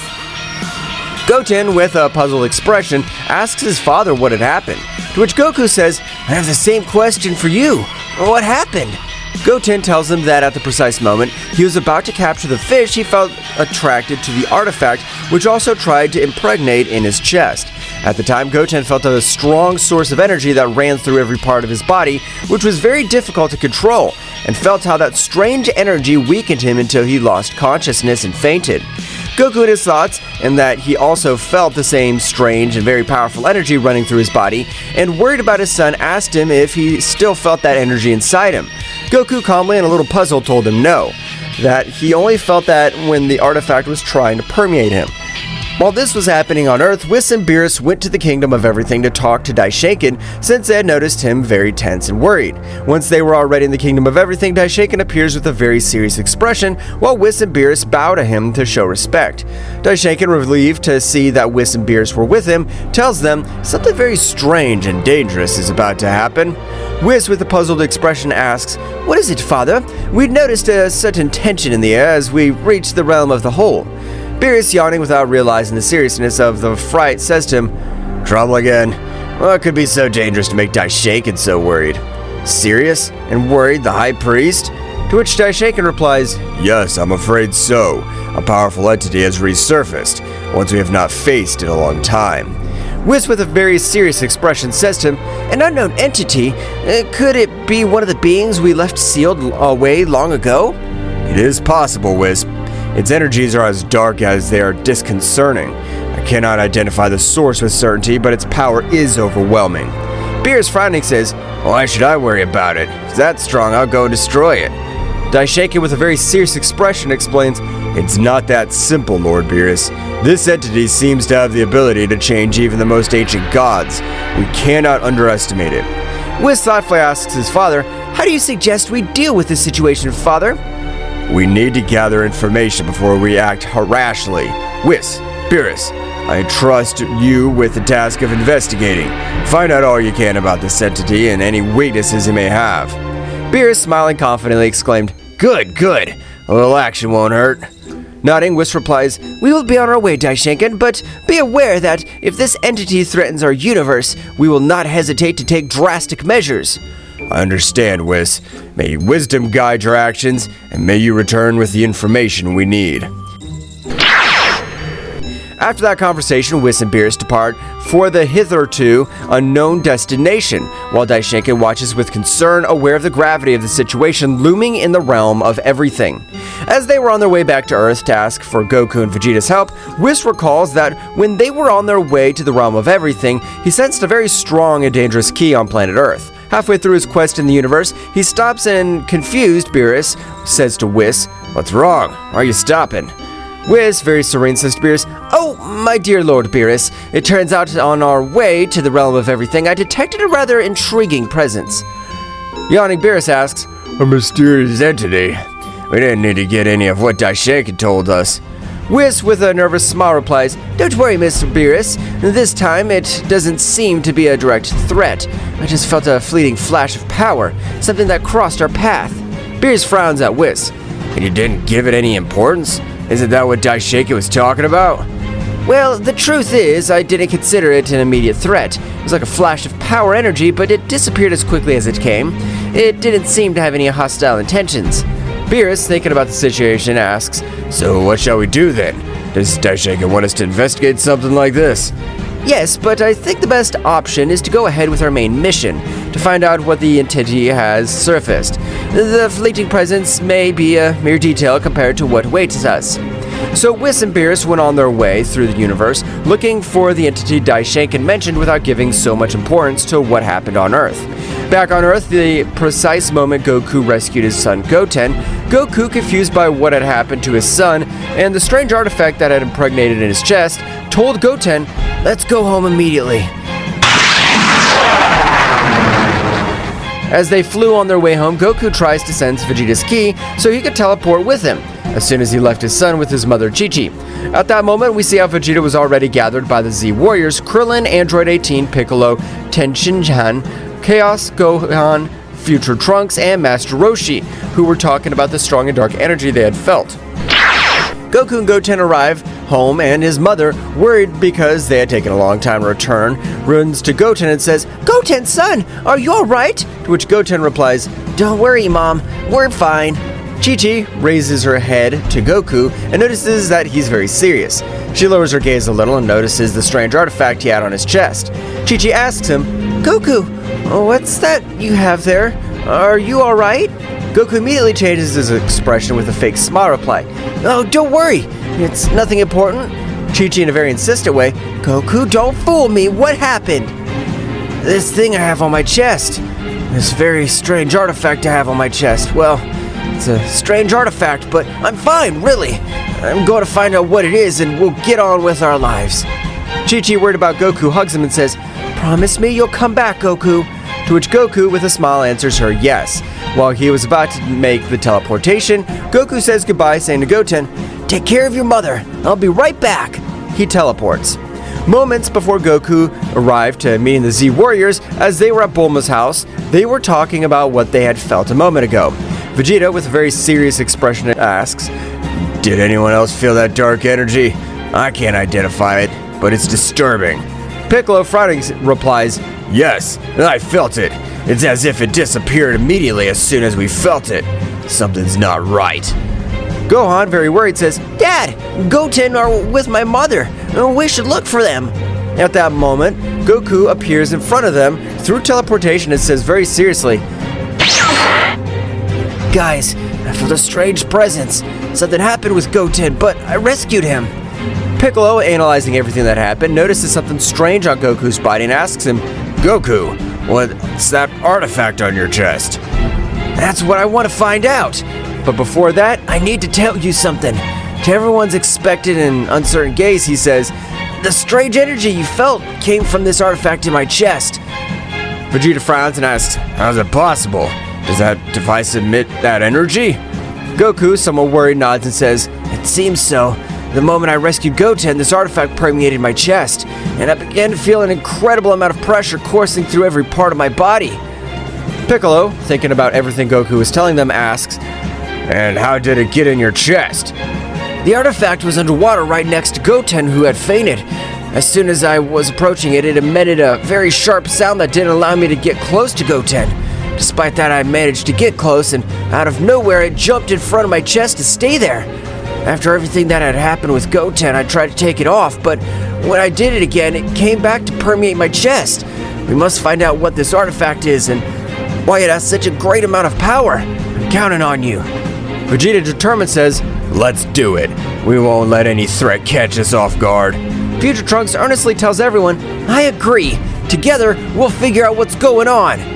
Goku thanks all his friends for the support they were giving him, but at that moment he changes his joyful expression to one of seriousness, as he remembered what had happened just before he lost consciousness.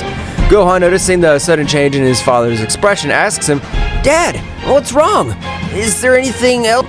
Piccolo, observing the artifact, turns to Goku saying, "This looks familiar. It may be like a containment urn, like the ones we used at the Mafuba to seal powerful beings." Surprised Goku, really, Piccolo? Do you think this could be something like that? Krillin, looking at the artifact, an artifact like this one, used with the Mafuba on Goku's chest. Since when did battles become so complicated? There's always something new with you Saiyans. Master Roshi, somewhat excited, but at the same time serious, exclaimed, Ah, Mafuba! I remember when we sealed King Piccolo with that. Do you think Goku has such a strong enemy inside? Future Trunks, analyzing what had happened, says, It makes sense. The Mafuba urns are powerful devices to contain evil energies. Could this artifact have sealed something? "I don't care if it's from the Mafuba or anywhere else. I just want to know how to get rid of this thing once and for all. It's a possibility. The urns we use to keep very strong enemies under control, but why did it attach yourself to Goku?" I'm not sure, but what I do know is that this energy is linked to a very powerful entity. Whatever it is, if it's linked to that artifact, we cannot underestimate it. So what do you plan to do, Kakarot? At that moment, the Kaiosama of the North telepathically communicates with Goku to tell him that he had information about the powerful energy that they felt, and the mysterious artifact that permeated his chest. Kaiosama tells him to get to his planet quickly. First, we need information. Kaiosama has information about this artifact and the being that might be inside it. We must go to Kaiosama so we can find out what we're dealing with. Vegeta nods and Goku continues. Exactly, but first, I need your help. If there are any more entities like this, the Earth could be in danger. And with this connection to the artifact, I could put them at risk. Therefore, I'll only go to Kaiosama to get the information to get rid of this artifact. Kakarot, don't even think that you'll do this alone. I'll go with you, insect. I can't accept that you become stronger than me. Goku accepts and asks him to put his hand on his shoulder. Once Goku and Vegeta left, the Z-Warriors sensed unknown presences on the planet, so they split into groups and flew off at high speed to go investigate. With the re-evaluation that the artifact at Goku's chest might be like a containment urn, similar to those used in Mafuba, the Z-Warriors faced an increasingly complex and dangerous situation. Uncertainty about what such an artifact contains and how it is connected to the mysterious dark energy fills them with worry. While Goku and Vegeta were to where Kaiosama and the Z-Warriors went to investigate the unknown presences they had detected in space, Whis and Beerus, after having traversed much of space, felt a strong amount of dark energy, so they immediately head to where it was. As they are about to reach the source of the dark energy, the pressure in the air becomes more intense as they get closer, and the unknown entity awaits their arrival. Why do I feel like this is going to be more complicated than we thought? Mr. Beerus, the information we gain here could be crucial to understanding the threat we face on Earth. The unknown entity, surrounded by a dark aura, reveals itself in front of Whis and Beerus. Its presence is overwhelming and a sinister laugh echoes in space. Unknown entity mockingly welcomes them, saying, "I expected your arrival. You took longer than I expected. Do not underestimate the gods. We're here to stop any threat that endangers our universe." Before any confrontation, can you tell us who you are and what you're doing here? Oh, that's funny. I'm known as Ryuk, disciple of the Devourer of Worlds. I have come to free the Master, the most powerful being who ever lived.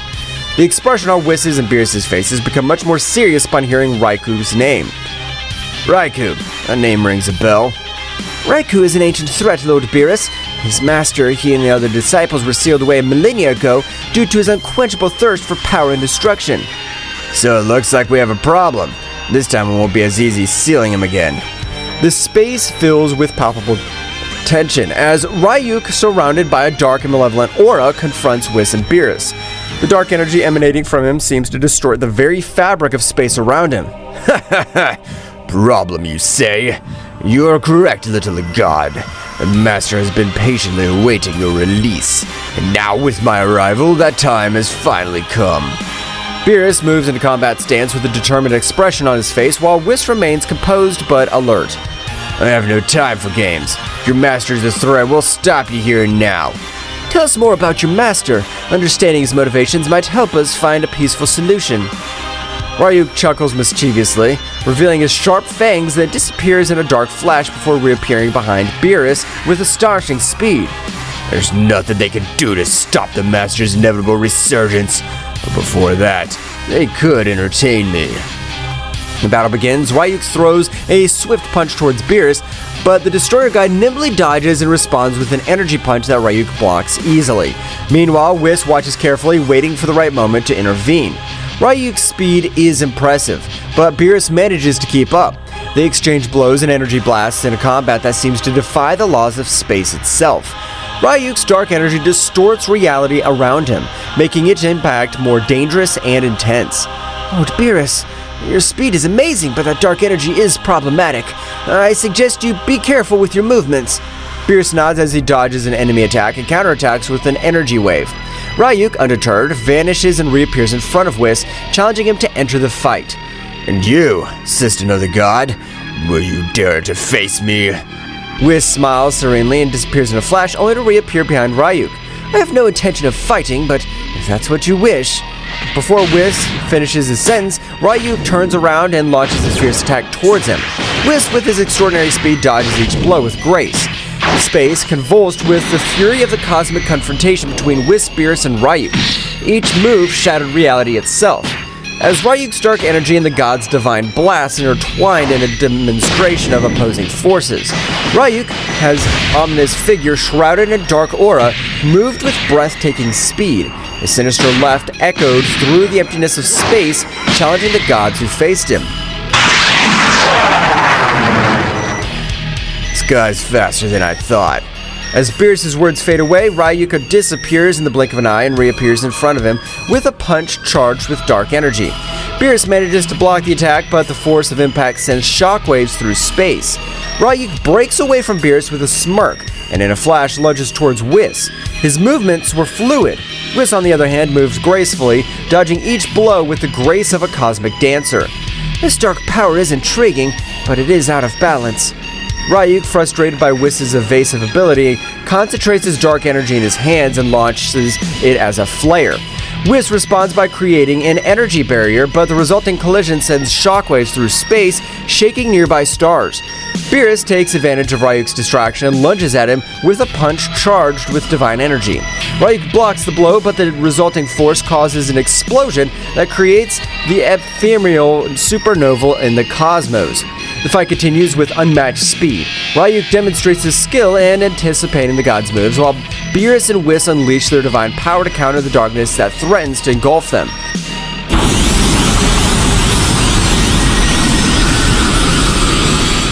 In a moment of pause, Ryuk grins mischievously and his dark aura begins to intensify. A transformation was underway. The darkness concentrates around his body, forming a sort of dark cocoon that breaks, revealing a transformed figure. Now Ryuk has evolved. His previous form pales in comparison to the manifestation of his current power. His figure has become more imposing, with twisted shadows dancing around him as if they were extensions of his own essence.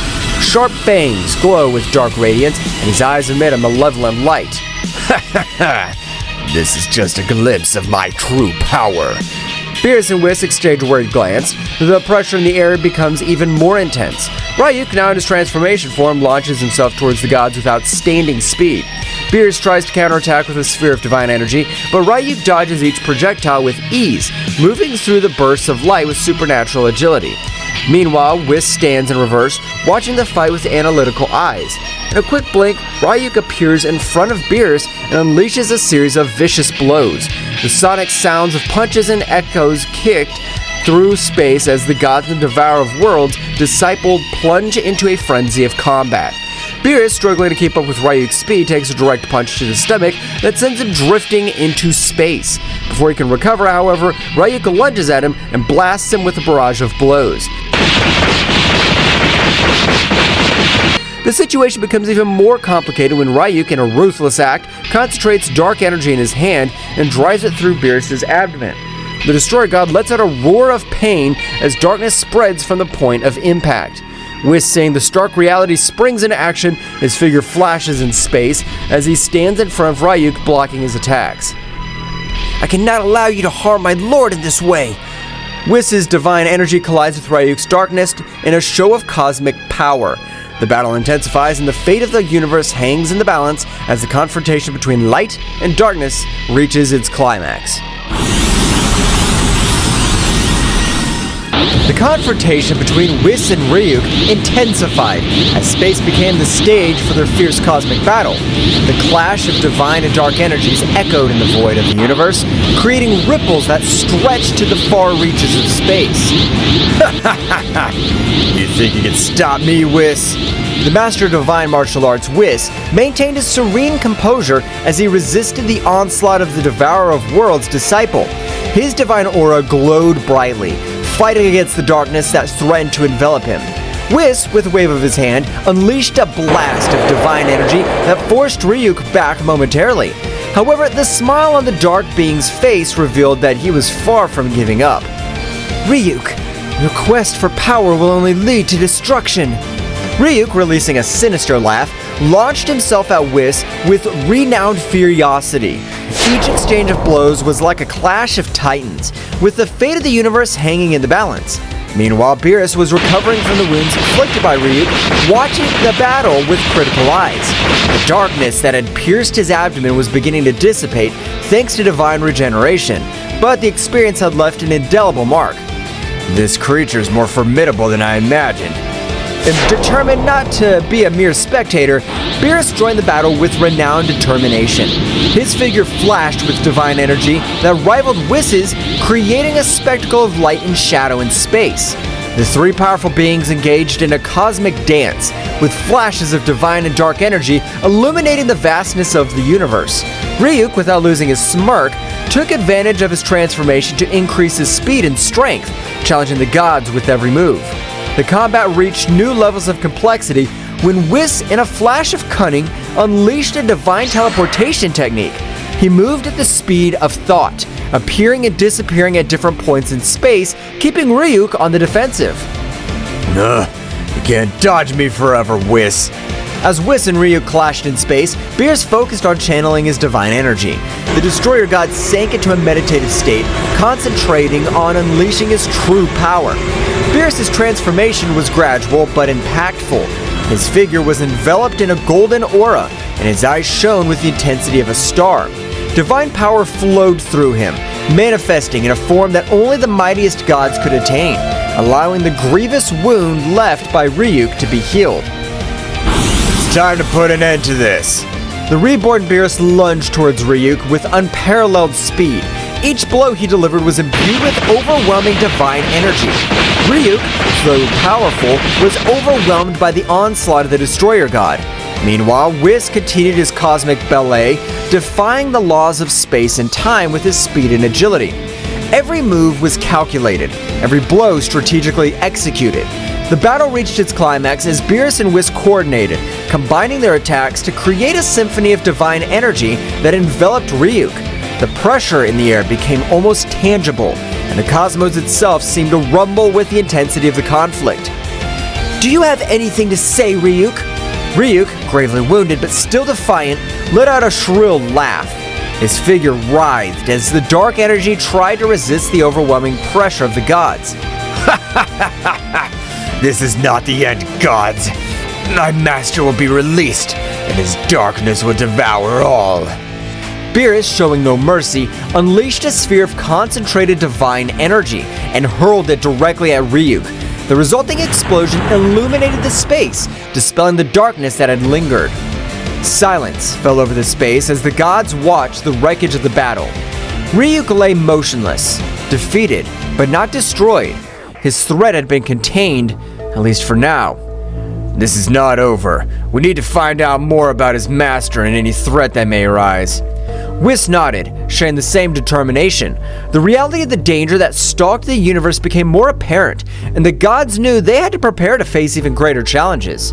The cosmic explosion that marked the end of the fierce battle dissipated into the vast space, leaving Whis and Beerus floating in momentary tranquility. As they regained their composure, a flash of gold announced the arrival of Daishinkan, the High Priest, who appeared before them with a serene but worried expression. I see you've dealt with the threat, dear Whis and Beerus. Yes, Father. Ryuk has been contained, at least for now. But this isn't the end, is it? Daishinkan smiled wisely as he held in his hands a strange artifact, a glowing sphere that emanated an energy like the one they felt during the battle. This is what I wanted to show you. It's known as the Sphere of Divine Containment, an ancient artifact capable of sealing beings of great power and darkness. Beerus and Whis watched intently as Daishinkan explained the function of the sphere and how it was used to keep the most dangerous entities in the universe at bay. This artifact has been kept in safekeeping for eons. It's only brought to light in extreme situations. The dark energy they felt came from one of these sealed entities, released by Ryuk's recklessness. Whis and Beerus exchanged worried glances as they assimilated the information. Who are these sealed entities? They are beings from the distant past, fallen gods and creatures whose thirst for power make them uncontrollable. The Sphere of Divine Containment is our safeguard against their resurgence. So, Ryuk was one of them, and his master?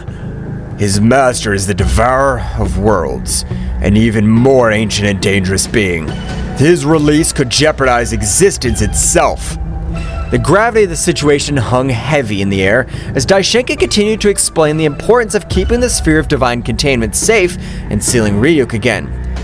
Now that Ryuk has been contained, it's crucial that he returns to his place of safekeeping.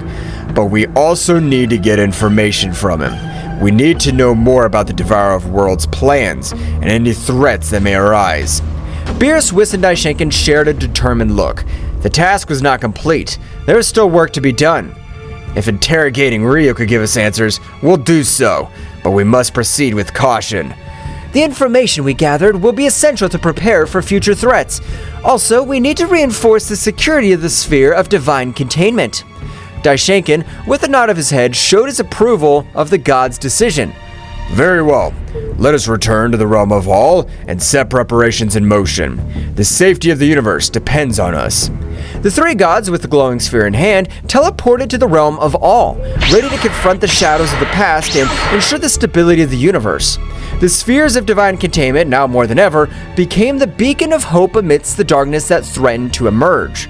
Meanwhile on Earth, the Z warriors, divided into groups, scattered into the sky in the direction of the unknown presences they had sensed on the planet of the northern Kaiosama. In the air, they moved at impressive speeds, ready to face any threat that crossed their path. On Kaiosama's planet, Goku and Vegeta appeared thanks to teleportation, scarring Kaiosama with serious and determined expressions. Kaiosama, who was waiting for them, welcomed them with nervous gestures. Goku, Vegeta, I'm glad you came so quickly. The information I have is crucial. We need to know what this artifact is and what threat it poses. We don't have time to waste. What do you know? Kaiosama nodded and led the Saiyans to his small home on the planet. Once inside, they unfolded an ancient scroll that revealed information about a mystical artifact known as the Cosmic Core of Containment. He explained that this artifact was used by the ancient gods to seal entities of great evil and power, preventing them from wreaking havoc in the universe. This artifact is so ancient that there are hardly any records of its creation. It was thought to be lost, but apparently all this time it was hidden on planet Earth. And how is it supposed to be sealed? Tell us at once. Kaiosama explained that the cosmic core of containment could be opened by a being of great power, but in doing so, the seal would be transferred to the first being it encountered. If the seal was not broken immediately, it would merge with that being, granting it power, but also binding it to the duty of keeping the evil sealed. And how the heck did it end up in Goku's chest? That's the puzzling thing. It It seems that this artifact chose Goku as its carrier. Goku, with an expression of astonishment, began to grasp the magnitude of the situation. He was now the bearer of an artifact containing an entity of indescribable evil. So you mean I'm now responsible for keeping this evil under control? What an honor, Kakarot! It seems you've become the guardian of evil. But there is something else. The being sealed inside the urn is incredibly powerful. He is known as Bahamut, the Devourer of Worlds. It is an ancient entity that has consumed entire worlds. The gravity of the situation was reflected on the faces of Goku and Vegeta. Not only did they have to face the mysterious artifact in Goku's chest, but also the dark entity sealed within. Then we have an important task. We must keep Bahamut under control and, at the same time, figure out how to free ourselves from this burden. Yes, make no mistake, Kakarot. If this threatens Earth, I'll not hesitate to stop you. Meanwhile on Earth, the Z Warriors faced unusual pressure as they prepared for combat. Each group was ready to deal with the entities they had sensed at Bulma's house, which were minions of Bahamut, the Devourer of Worlds. The dark energy surrounding these minions was intense, and the very air seemed to vibrate with their malevolent presence. The group of Krillin, Master Roshi, and Android 18 encountered one of Bahamut's 4 minions standing on the ground, humanoids with a black, malevolent aura. The Z Warriors prepared for the confrontation with Krillin, Android 18, and Master Roshi, adopting combat stances. In a chaotic dance of dark energy and flickering explosions, the confrontation between the Z Warriors and Bahamut's henchmen unfolded on the cosmic stage of Earth's defense. Krillin, Android 18, and Master Roshi, 3 warriors of varying experience and skills, faced a dark menace that threatened to plunge the planet into an abyss of destruction.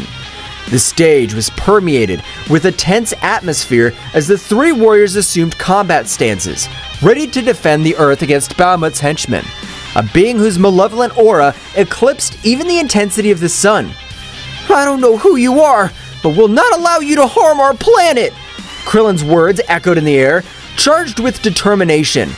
Bahamut's henchman, a humanoid with a black, malevolent aura, advanced with ferocity, launching a dark attack. Krillin, in a display of amazing agility, dodged the attacks, moving like a gust of wind across the battlefield. Kaizen! In the blink of an eye, Krillin created his signature energy disc and launched it towards the henchman. Kaizen spun furiously, cutting through the air as it headed towards its target. However, the henchman displayed unmatched skill as he dodged the spinning attack, moving with an agility that defied comprehension. The henchman counterattacked with a series of dark, swift strikes, but Krillin was unwilling to give up. With precise and quick movements, he blocked most of the attacks, responding with quick and precise counterattacks. The combat dance between Krillin and the henchman painted a picture of speed and skill, where each movement could change the tide of the battle. Meanwhile, Master Roshi, the aged warrior with vast experience in martial arts, watched the confrontation with a knowing smile. He adopted a firm posture, waiting for his moment to intervene. You've chosen the wrong man to fight. I've seen more battles than you can imagine. As Bahamut's henchman lunged towards him, Master Roshi moved with unique grace, dodging the attacks with precise movements and counterattacking with a series of energy blasts. The old man's experience and cunning proved to be a formidable challenge for the henchman, who was forced to deploy all his skills to confront the master. On the other hand, Android 18, the android warrior with formidable strength, advanced towards the henchman with determination. Her eyes glowed with an intense blue light as she unleashed her powerful android energy. Do not underestimate the strength of androids. With a quick wave of his hands, Android 18 launched a wave of energy towards the henchman. The latter, though impressed by the ferocity of the android warrior, showed no signs of recoiling. Instead, it lunged toward her with surprising speed, throwing dark blows that Android 18 dodged with cybernetic agility. The battle between Android 18 and the minion was a display of strength and speed, the bursts of energy lighting up the sky. Both fought with an intensity that could shake the foundations of the universe. Meanwhile, Android 18, a formidable warrior created by Dr. Gero, was ready to demonstrate her immense power. She charged her energy, her body radiating a red glow, and lunged towards the henchman with determination. Don't underestimate me. I'm stronger than you think. The henchman responded with a sudden surge of his dark aura, unleashing a surge of energy that pushed Android 18 back. The force of the impact created a shockwave, kicking up dust and debris in its wake. The battle was intense. Every move had a purpose and every attack resonated with the Z-Warriors' determination to protect their home. Explosions of energy followed one after another, lighting up the battlefield like fireworks in the dark night of space. However, the true magnitude of the threat was yet to be fully revealed. This henchman was only one of 4 sent by Bahamut, and the fate of Earth depended on the ability of the Z-Warriors to pass this first test. On the horizon, the other 3 minions awaited their turn, ready to plunge into the fray and test their bravery and skills of Earth's defenders. The intensity of the battle increased with each moment, and while Krillin, Android 18, and Master Roshi fought against the henchmen, other groups of Z-Warriors faced similar challenges in different locations around the planet. The fate of the Earth hung in the delicate balance of the unfolding cosmic battle, and each warrior was determined to give everything for the survival of his home.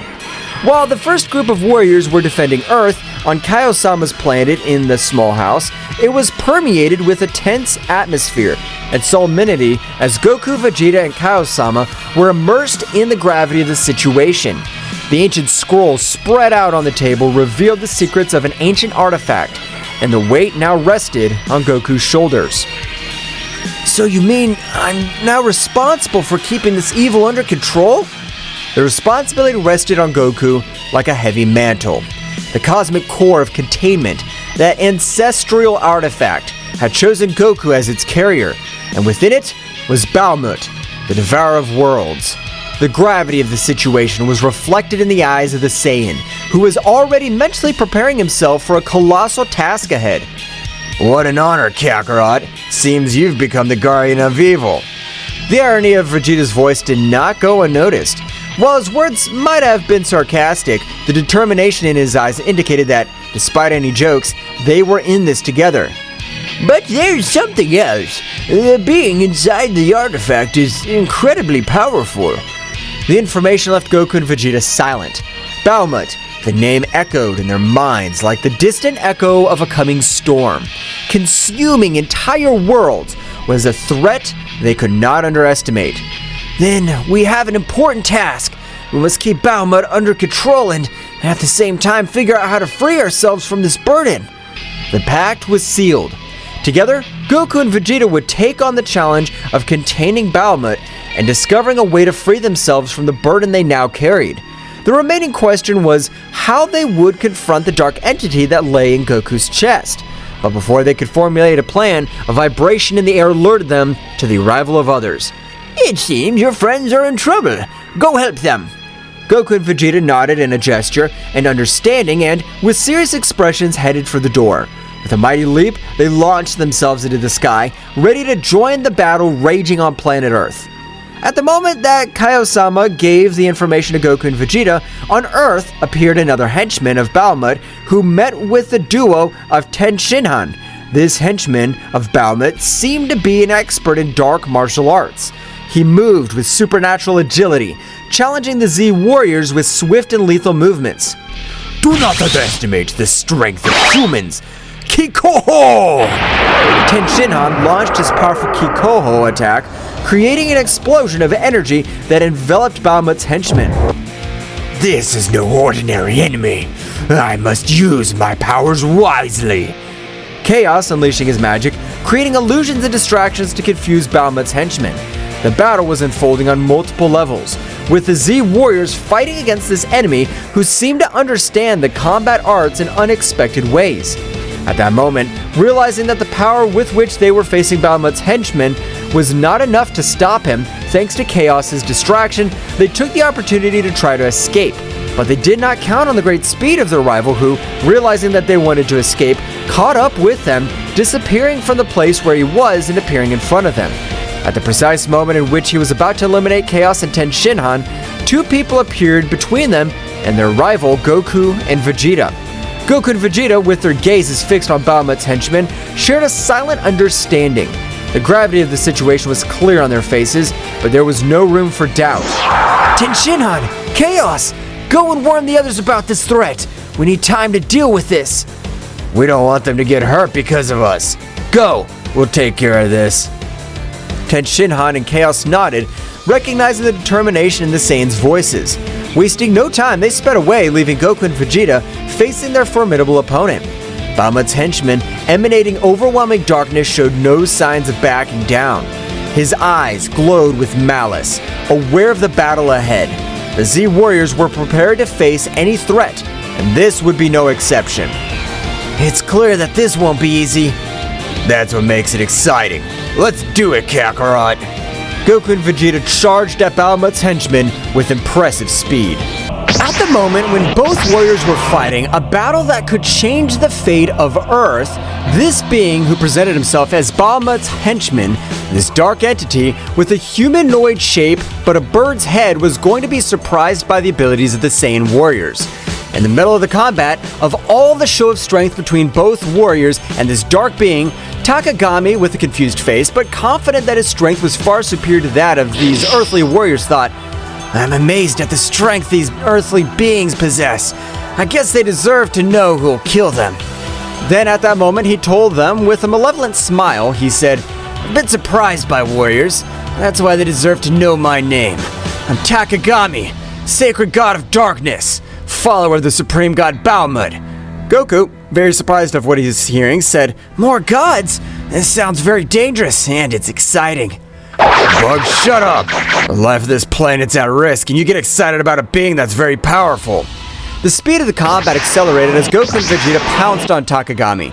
The energy in the air became dense, vibrating with the intensity of the impending confrontation. Takami, with his dark aura, stood his ground, disdainfully watching the approaching Saiyans. "Do you think you have a chance against the power of darkness?" Goku and Vegeta continued their advance, wasting no time in unnecessary words. In the blink of an eye, they were in front of Takami, unleashing a gale of blows. Takami, with surprising agility, dodged many of the attacks, but some managed to land, demonstrating the strength of the Saiyans. "Don't underestimate the power of a Saiyan!" Come on, God of Darkness. Show us what you can do. Takami responded to the challenge, unleashing his own fury. His speed and combat skills were amazing, deflecting the blows of Goku and Vegeta with subtle movements. The battle turned into a whirlwind of punches, kicks, and ki blasts, lighting up the sky with flashes of light and darkness. They're just insects in front of the power of eternal darkness. Goku in his base state and Vegeta, with their pride as the Saiyan Prince, continued to put pressure on Takami. However, as the battle progressed, Takami began to reveal more of his true power. His dark aura intensified and his form subtly changed, revealing a transformation that increased his power exponentially. This can't be good. Goku, always excited for a challenge, added, "Vegeta, get ready! This is getting interesting." Takagami's increased power created an overwhelming pressure on the battlefield. His speed increased dramatically, and his strength eclipsed that of the Saiyans. However, Goku and Vegeta were not intimidated. With determination, they raised their own power of levels, taking the battle to new heights. The fighting continued with swift attacks and explosions shaking the battlefield. Goku and Vegeta, now in more advanced forms, kept up the pace, challenging Takami at every turn. However, despite his efforts, the sacred god of darkness proved to be a formidable adversary. This is entertaining, but your resistance is useless. The darkness consumes everything. Goku and Vegeta, without giving up, exchanged determined glances. "Vegeta, it's time to go further!" Huh, of course, Kakarot. As Chaos and Tenshinhan rushed to warn the other Z Warriors, the confrontation between Goku, Vegeta, and Takami entered a new level of intensity. The struggle for the fate of the universe was in full swing. A cosmic battle was raging on planet Earth, where darkness and light collided in a frantic dance of energy. Goku and Vegeta, the brave Saiyans, were facing Takami, the Falcon, sacred god of darkness. The intensity of the combat resonated in the universe, and every movement threatened to tear reality itself apart. Takami, who had increased his power, floated in the air with an imposing presence and dark aura.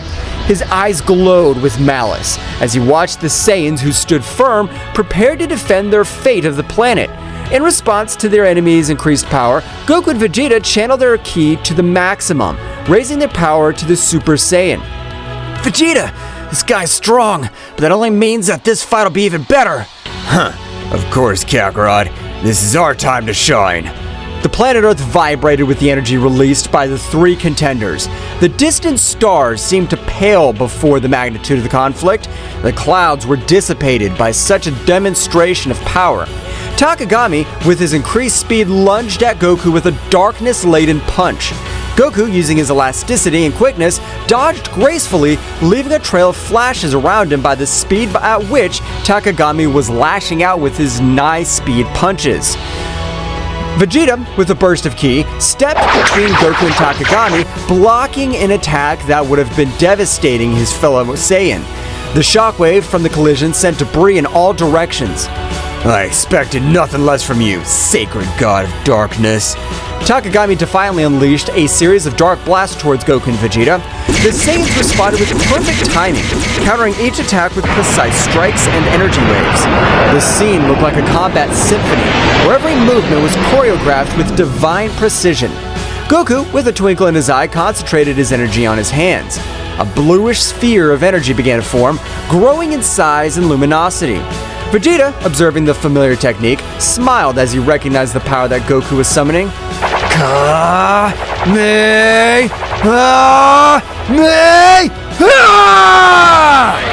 A colossal energy wave fired by Goku shot through the sky like lightning, hitting Takami squarely. However, the darkness was absorbing the energy, and the Falcon emerged unscathed, laughing disdainfully. Is that all you have, Saiyan? While Goku was recovering from the effort of his attack, Vegeta launched himself at Takami with supersonic speed. His fist slammed into the Dark God, creating a shockwave that shook the air. However, Takami responded with a burst of energy that sent Vegeta backwards. Ah! Damn, this guy's stronger than I thought. Goku, recovering, joined the battle again. Both Saiyans, aware that they were facing a formidable enemy, decided that it was time to take the fight to the next level. Vegeta, how about we show what we can really do? Of course, Kakarot. Let's do it. Goku and Vegeta began to accumulate energy around them. The atmosphere was charged with an intensity of their ki as they unleashed their advanced forms. Goku transformed into the Super Saiyan Blue, while Vegeta assumed his evolved form, the evolved Blue Super Saiyan. Are they taking each other seriously now? Goku and Vegeta, with their new forms, advanced towards Takami with renewed determination. The speed and strength of the Saiyans were now incomparable. The impacts resounded like cosmic thunder, creating a symphony of destruction in the sky. The battle became even more intense. Goku and Vegeta, coordinating their movements, attacked Takami with an impressive combination of techniques and melee attacks. The Falcon, despite its power, was overwhelmed by the ferocity of the Saiyans.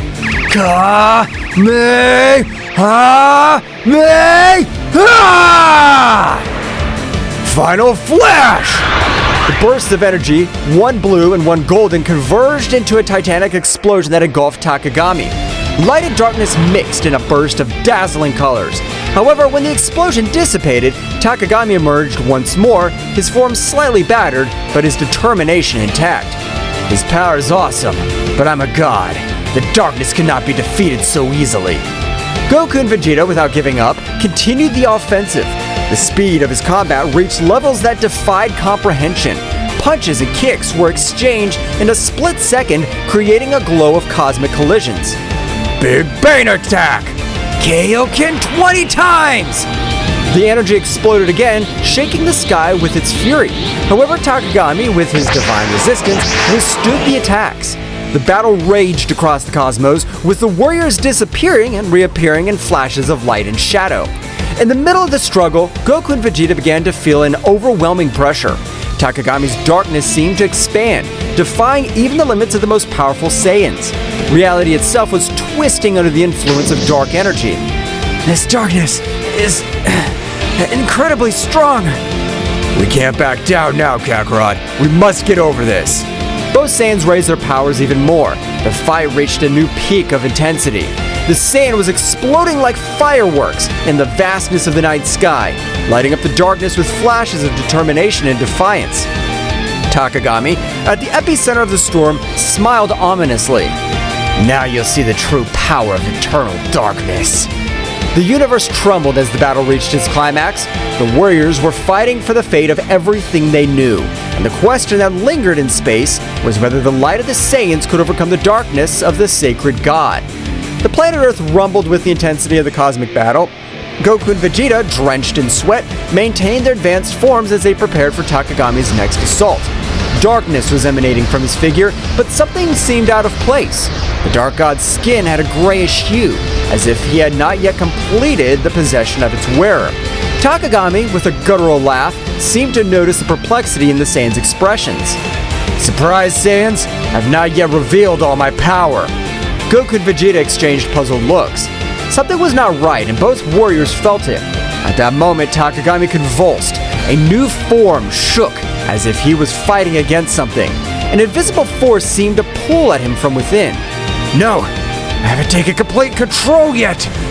Suddenly, a burst of dark energy enveloped Takagami, hiding him from view. The Saiyans were on guard, prepared for any surprise. Their energy in the air became denser, as if the cosmos itself was on the verge of transformation.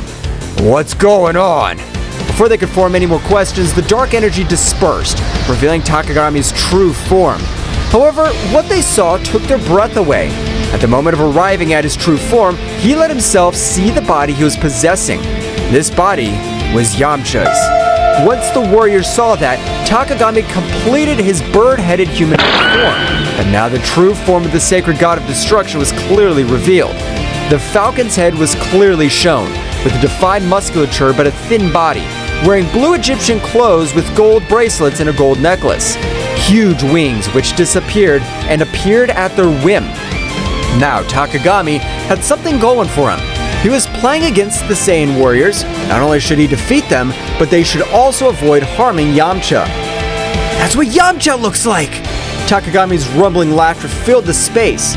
Now completely in possession of Yamcha's body, the Dark God was displaying a malevolent smile. "That's right, Saiyans. This weak body belongs to me now."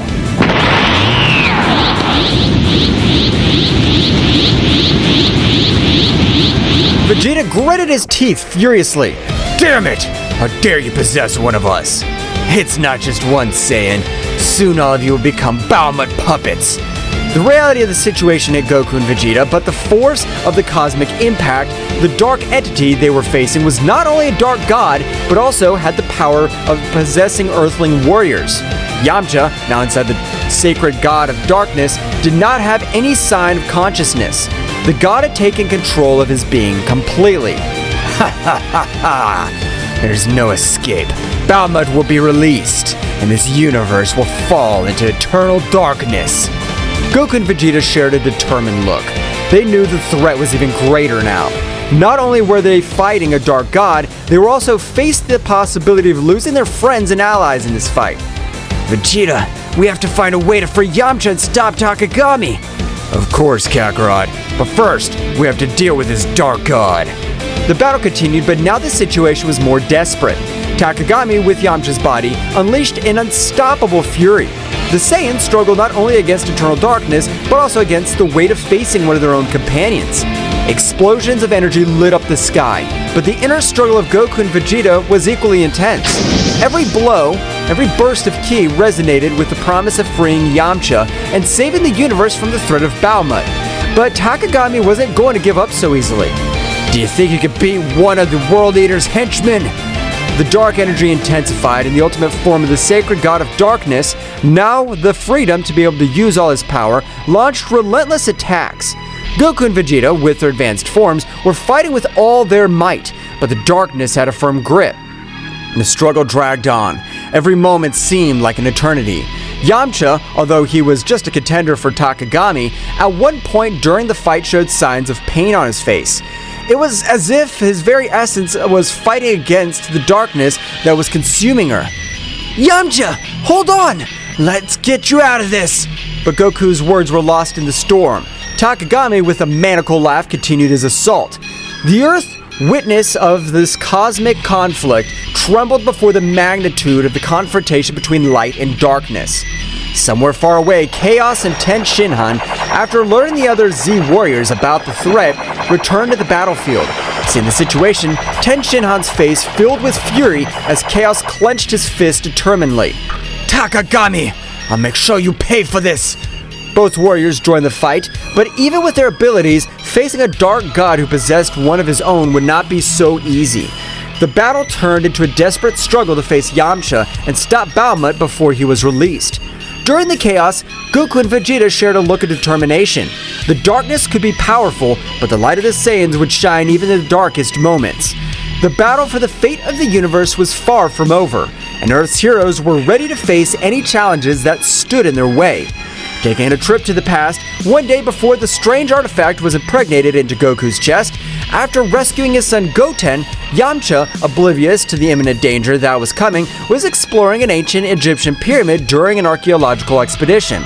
The atmosphere was charged with mystery and the promise of amazing discoveries. Deep inside the pyramid, Yamcha stumbled upon an ancient artifact that was glowing with a dim light. It was an Egyptian bracelet decorated with intricate hieroglyphs. Fascinated by her beauty and attracted by an inexplicable force, Yamcha could not resist and placed the bracelet on his wrist.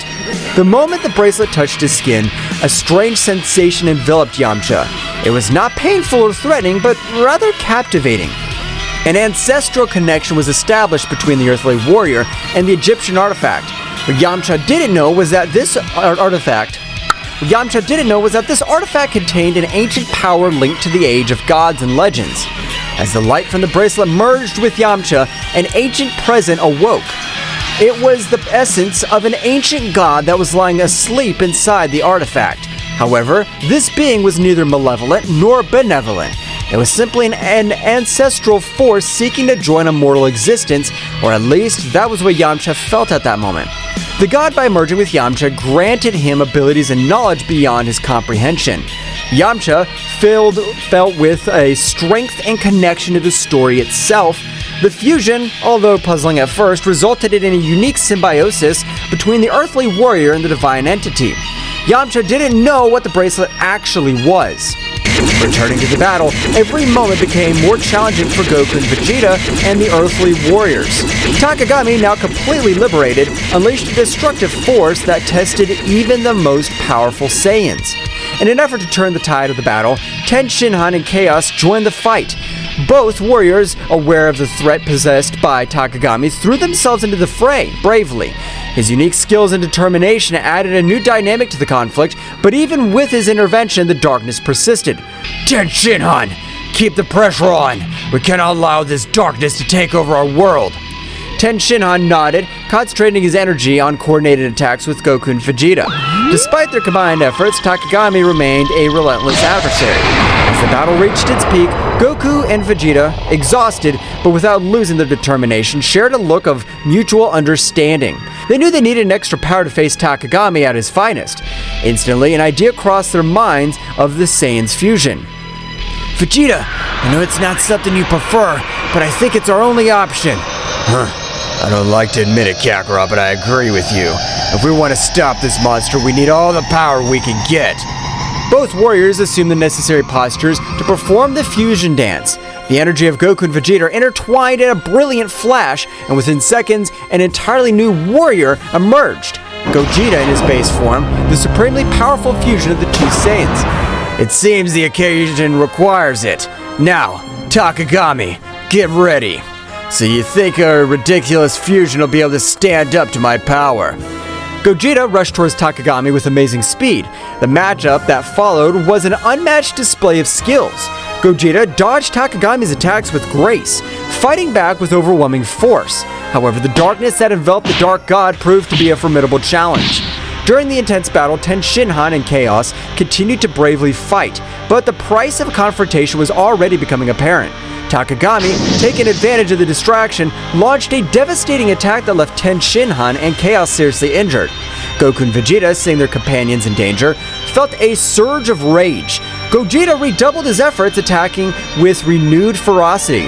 However, Takami, aware of the situation, diverted his attention to Ten Shinhan and Chaos. Feeling the despair, Saiyans? Soon this world will witness its end. Goku and Vegeta, full of rage and determination, increased their speed. They knew they needed to do something before Takami carried out his threats. The battle reached its climax when Gogeta launched a massive attack on Takami, seeking to break his resistance. However, the darkness surrounding Takami intensified, revealing a surprise resistance. It was then that Tenshinhan and Chaos, still on the ground, exchanged a determined look. They knew that whatever they had to do to give Gogeta a chance to defeat Takami. Goku, Vegeta, you need time. I'll take care of holding this monster. I'll come with you, Tenshinhan. Together we'll be the barrier they need. Goku and Vegeta, although reluctant to lose their friends, went at full speed to avoid what they had in mind. Don't do it, Tenshinhan! Chaos! Tenshinhan and Chaos stood up, ignoring the pain coursing through their bodies. With determination, they faced Takami, resisting his attacks with all their might. Gogeta, seeing the situation, understood the magnitude of the sacrifice they were making. We cannot disappoint this sacrifice. We have to win this. While Tenshinhan and Chaos bravely fought Takami, Gogeta continued his assault with the intensity intact. The battle was taking place on two fronts, with the Earth Warriors sacrificing themselves to provide the necessary opening. Goku and Vegeta, as he approached, their hearts were filled with sorrow and gratitude towards Tenshinhan and Chaos. Gogeta, with supersonic speed, approached the scene where Tenshinhan and Chaos were bravely facing Takami. His gaze reflected the mixture of determination and regret, knowing that the sacrifices of his teammates were the key to victory. Hold on a little longer, guys. Let's put an end to this. The Saiyan fusion advanced towards Takami, who, upon seeing Gogeta's arrival, stopped attacking Tenshinhan and Chaos to confront the fused warrior. The intensity of the battle reached a new level, with attacks and counterattacks echoing across the battlefield. Tenshinhan, with his remaining strength, took advantage of that distraction to hold Takami with all his strength, preventing him from moving freely. His face showed determination and resignation at the same time. Chaos, this is your chance. Make every second I hold this monster worth it. Chaos, next to Tenshinhan, nodded weakly. His body showed the ravages of the battle, but his eyes were shining with all the will to do the duty. Tenshinhan is right, Gogeta. The light will always prevail over the darkness. Remember that. Goku, Vegeta, take care of our world. This is our last act. At that moment, Chaos accumulated an immense amount of energy to sacrifice himself. Gogeta, who was very close, were hit by the shock wave of the explosion. Gogeta, recovering from the impact, looked at the place where his companions were with solemnly. Your sacrifice will not be in vain. I promise. After what happened, Gogeta raised his head and with an uncontrollable anger increased his ki in such a way that he made the battlefield rumble, making the stones that were in the place fly, making Takami retreat only with the gusts of air that expanded from his being. In a panning from head to toe, we managed to see Gogeta's transformation in Super Saiyan Blue Phase 4, which showed the essence of Ozaru as a kind of aura in blue color, and a more controlled but much more powerful version, a transformation never seen, since they were not able to coordinate their powers to be able to reach said transformation. As Gogeta's energy transformed into a surprising and controlled version of Super Saiyan Blue Stage 4, a brilliant blue essence of Ozaru manifested around him, revealing unparalleled potency. The cosmic landscape trembled before the magnitude of this new form. Goku and Vegeta, witness of this unique transformation, were filled with amazement and determination. It was evident that Gogeta was reaching a level of power never seen before, fusing the essence of Super Saiyan Blue with Ozaru's formidable presence flawlessly. Gogeta, in his new form, turned an intense gaze towards Takami, whose expression of confidence was overshadowed by surprise. The battle, far from having come to an end, was just beginning in this new phase. The universe was waiting for the outcome of this epic confrontation, where light and darkness collided in a cosmic dance. The promise of a new dawn loomed on the horizon, but the price of triumph was uncertain. Well guys, this is all for today's chapter. I hope you liked it and it was to your liking. Now don't forget to leave your powerful like Supreme God level, comment and subscribe. Now without further ado, see you in a new video. Until next time. Black girl,